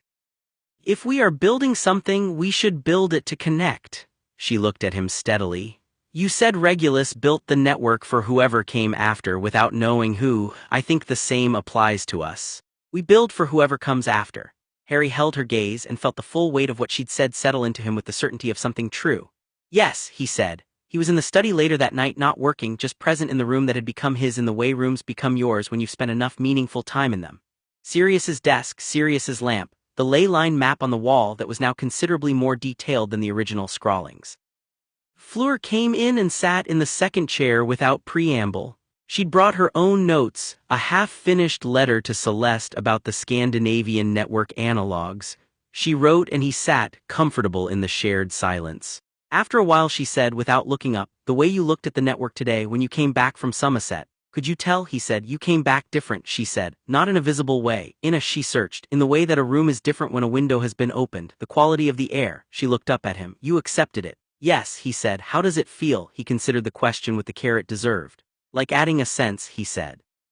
Like if you'd always been able to feel heat and someone added the ability to feel cold. It's not more than before, it's more complete. She nodded, returning to the letter. It suits you, she said. Responsibility at that scale. You don't perform it and you don't resist it, you just carry it. You make it sound more graceful than it is, he said. No, she said, I make it sound exactly as graceful as it is. She wrote another sentence. Most people either run from that kind of weight or use it to perform strength. You just hold it. It is. She paused and looked up with the real expression, the unguarded one. It is one of the things about you. He looked at her and the study was warm and lamplight gold and he said simply, Thank you for finding me. She looked at him with those silver-bright eyes. Thank you for being worth finding, she said, and went back to her letter. Tonks knocked on the open study door at 10:30. She was in a dressing gown, hair its natural auburn, feet bare on the floorboards. She looked at the two of them with the easy comfort of someone who has stopped navigating a situation and started inhabiting it. Narcissa is in the library, she said. She's been in there for 2 hours. I think she's reorganizing it. By what system? Fleur asked, not looking up. I'm not sure yet, Tonks said. But it looks intentional and I'm not interfering. Wise, Fleur said. Tonks leaned in the doorway. I need to tell you something, she said to Harry. The thing I was going to say the other night in the hallway. Tell me, he said. She was quiet for a moment, composing it. Her hair shifted toward a darker auburn, which was the internal thinking color, the default that appeared when she stopped directing it. Then she said, I've been trying to work out what the shape of this is, what we are, all four of us. She looked at him steadily. And I've decided I don't need a name for it. I know what it's built from, I know what it does, I know how it feels from the inside. A pause. That's enough. Yes, Harry said. I just needed to say it out loud, she said. I know, he said. She pushed herself off the doorframe, walked across the room and kissed him briefly, warmly, her hand on his shoulder. Then she straightened, looked at Fleur, who had looked up from the letter with an expression that was very calm and entirely open. Come to bed, Tonks said to both of them. In a moment, Fleur said, I'm finishing this sentence. You've been finishing that sentence for 20 minutes, Tonks said. It is a complex sentence, Fleur said with dignity. Tonks looked at Harry. Harry looked at Fleur. Fleur made a small sound of concession, capped her pen and stood. They turned out the lamp. The next morning arrived as November mornings do, cold, clear, the kind of light that comes in low and illuminates everything exactly. Harry was downstairs first, which was unusual. He made the coffee with Fleur's method, which he had now fully internalized despite himself, and stood at the kitchen window with a cup and looked at the London garden that creature kept in a state of dignified control.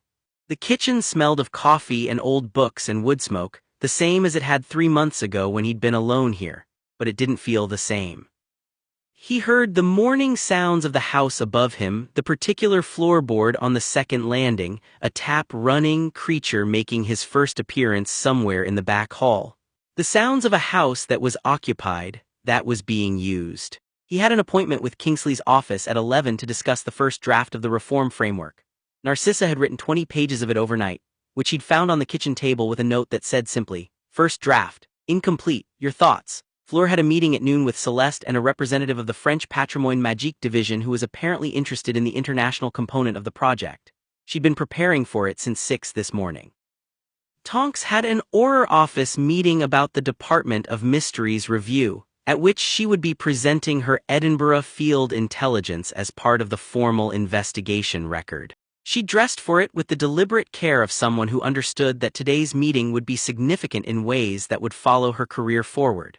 And Harry had the lay network, quietly present at the edge of his awareness, doing what it had been doing for 27 years and would continue doing with a warden now to hold the whole of it. He thought about the outline of the coming months. The reform framework would take time, 6 months realistically, to draft properly, longer to move through the political system. The Department of Mysteries review would unfold on its own bureaucratic timeline. The Constellation Holdings restoration work, visiting each anchor point, assessing their condition, building a maintenance schedule would take at least a year. There was a great deal of work. He was looking forward to it. Narcissa came downstairs at 7, dressed and precise, carrying her notebook and already reading something. She came to the kitchen, set her things at the table, looked at the coffee, looked at Harry. "You made it," she said. "Fleur's method," he said. She poured a cup, tasted it, and gave him a look that was Narcissa Malfoy's version of surprised approval. She sat at the table and opened her notebook. "I had more thoughts about the framework," she said. "Specifically about the governance structure for the Board of Custodians. The current proposal is too ministry adjacent. We need to build in explicit independence mechanisms." "I agree," Harry said. "What are you thinking?" she began to explain. He sat at the table with his coffee and listened, and the morning light came through the kitchen window at its low November angle and caught the steam from both cups, and outside London went about its ordinary extraordinary life, and the lay network hummed steadily in the bones of the island. Fleur came downstairs at 7:30, took one look at the state of the kitchen table, which Narcissa had converted into a working space with the efficiency of someone claiming territory, and sat beside her without comment, pulling the relevant pages toward her and beginning to annotate. Tonks came down at 5 to 8 in her aura robes with her hair the deliberate professional dark brown and a piece of toast in her hand. She looked at the three of them at the table, Harry watching the two women work, the two women working, and she said, "I'm going to be late." "You have 12 minutes, Harry said. "That's not enough time for the district line." "Take the flu," he said. "Ministry direct. The ministry flu is monitored." "You're going to the ministry," Harry said, "in your aura robes for a ministry meeting. Being monitored is appropriate." Tonks looked at him. "I hate it when you're right." "I know." She crossed the kitchen, kissed him on the cheek, pointed at the coffee and looked at Narcissa. "Save me some." "You have 12 minutes, Narcissa said without looking up. Tonks started. 10 now, Fleur said also without looking up. Tonks grabbed her coat from the hook, turned, pointed at all three of them in a gesture that was affectionate and slightly accusatory, and went to the flue. The green flame took her. The kitchen settled. "She will be fine," Narcissa said, answering a question Harry hadn't asked. "I know," he said. "She is extremely competent," Fleur said. "I know," he said again, and he did completely with the certainty of someone who had watched Tonks operate under pressure for 3 weeks and had never once seen her be anything other than exactly what was needed. He sat at the table with his coffee and looked at Fleur on his left and Narcissa on his right, both of them working, both of them entirely themselves, and he thought about a sentence from Regulus's documentation that had stayed with him since the Somerset farmhouse. "The whole cannot be held by someone who fears what it is." He held it. The network, the work, the house, the people in it. The shape of the constellation, 4 points and the luminous spaces between them, something larger than any of them individually, something that had not existed until they'd found each other in the specific, unlikely way that was the only way this kind of thing ever happened. He was not afraid of it. He was not afraid of anything that had his name on it. He picked up his pen and pulled Narcissa's 20 pages toward him and began to read. The first snow came that afternoon while Harry was at Kingsley's office, which he took as neither omen nor coincidence but simply as November doing what November does. He walked back to Grimmauld Place from the ministry rather than apparating because the walk was good and the cold was clarifying and the city was beautiful under the first light snow, all its hard edges briefly softened. He let himself in with the familiar press of his palm on the concealed ward panel. The house was warm. The smell of coffee had given way to the smell of something creature was doing in the kitchen that involved several herbs and the particular domestic alchemy of a house elf preparing a dinner that would exceed what he'd been asked to produce. From the library came voices, Narcissa and Fleur, a conversation that had the quality of two people who have discovered they have more in common than expected and are following the thread of it. From upstairs, the specific sound of Tonks having returned from her meeting, the floorboard on the second landing announcing her presence. Harry stood in the entrance hall for a moment. He thought about Sirius, who had lived in this house and hated it, who had seen only the weight of his family's history in every room. He thought about what the house had been, and what it was now. He thought about the fact that transformation of people, of places, of the stories we tell about both, was never clean or complete or final. It was always partial, always ongoing, always built on what came before rather than replacing it. The house still had its dark history in the walls. The locket was gone, the portraits were gone, most of the worst artifacts had been cleared years ago. But the bones of the place were the same, the Black family bones, the family that had produced Sirius and Bellatrix and Andromeda and Narcissa and Regulus, the full impossible range of what people could become from the same source. Regulus had built something with his last year. Sirius had built something with his last 15, both of them trying in their different directions to make the inheritance matter in a way it hadn't been meant to matter. Harry stood in their house and thought that maybe this was the work. Not the review board and not the reform framework, though those mattered enormously. The work was this, using what you'd been given, the grief, the power, the unlikely people who found you, to build something that would still be standing when you were gone. He went upstairs. Tonks was at the top of the stairs, having changed out of the Auror robes into something comfortable. She looked down at him with an expression that was reading him the way she always did, with the direct, warm attention of someone who actually wants to know what they find. "How was Kingsley?" she said. "Productive," he said. "The framework is moving. He wants it on the Wisengamot reform agenda for the spring session. That's fast. He wants it done before anyone tries to fill the space Voss left with something worse," Harry said, coming up the stairs. Tonks made a sound of acknowledgement. Then she said, "The Department of Mysteries meeting was," she paused, "it was good. Strange, but good. They're actually listening to the field intelligence. There are people in that building who have been trying to flag problems for years and haven't had anyone willing to receive it." She leaned against the banister. "I think the review is going to find things no one expected." "That's usually how it goes," Harry said. "Yeah," she looked at him with the open expression. "You talked to Narcissa and Fleur this morning, the framework. For 2 hours," he said. "There, she searched for it. Good together, aren't they, when they're working?" "Extraordinarily good," Harry said. "Narcissa understands the political structure better than anyone I've met. Fleur sees the international dimension that everyone else misses. Together they're unstoppable," Tonks said. "Close to it," he agreed. She looked at him. The thing that had always been there between them, the warm, direct, completely unperformed quality of it, was settled now into something comfortable and certain. "I'm glad you sent that owl," she said. "The 4-word one. Come immediately, bring everything," she said. "Yes. I'm glad you came," he said. She reached out and adjusted the collar of his coat, a small, domestic gesture entirely natural, the kind that appears after weeks of proximity and means something specific about what has been built. "There's snow," she said. "I know, I walked back in it." "Idiot," she said fondly. "You're cold." "I'm fine." "Come downstairs," she said. "Creature is making something extraordinary, and Narcissa found a second bottle of that Bordeaux." He followed her down. Dinner that night was the 4 of them, which was the version of the dinner table Harry had come to think of as the truest one. Creature had indeed made something extraordinary, a rabbit stew of such depth and complexity that conversation paused for a moment at the first taste, in the way that only very good food can pause conversation. They talked about the reform framework and the Department of Mysteries review and the anchor points Harry needed to visit. They talked about Andromeda. Narcissa had written the letter and sent it that afternoon, 2 paragraphs, and there was a quality of waiting in her that was not anxious but was present, the way someone stands near a window they've just opened. They talked about Bill's Gringotts project and how it intersected with the estate restoration work. They talked about Celeste's plans to document the international network analogs and what the completed picture might show. They talked the way people talk when they're building something together and the building is going well, and there's a long, good amount of it still ahead. Later in the kitchen, settled, quiet, the dinner things cleared, the Bordeaux at its last inch, Fleur said something that Harry thought about for a long time afterward. She said, "Do you know what I found when I came here? I came for a problem I needed to solve. I thought I needed a person with the right access and the right power. That was all I was looking for." She held her glass and looked at it. "What I actually found was," she looked around the table, "something I didn't know I was missing. Something I didn't think was available." She paused.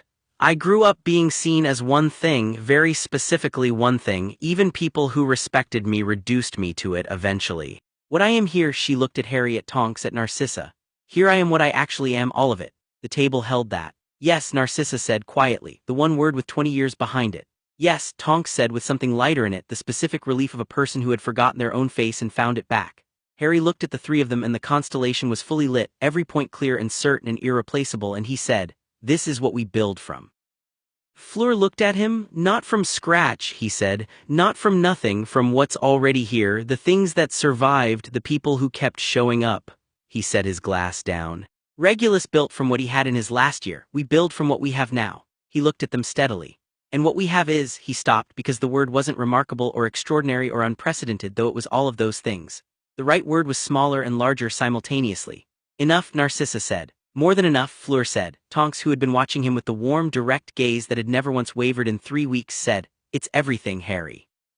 She said it simply, plainly, without performance. "It's everything." The lamp was low. The kitchen smelled of the last of the good dinner and wood smoke and coffee. Outside, the first snow of the year was still falling, very softly, on London streets and Somerset farmhouses and 11 properties across the island. And in the bones of all of them the lay network ran steady and old and sure, tended now, held by someone who would not fail it. Harry Potter sat at his kitchen table surrounded by 3 of the most extraordinary people he had ever known, and the work was real and the warmth was real and the constellation was holding its shape, and he was not afraid of any of it. He was not afraid of any of it at all.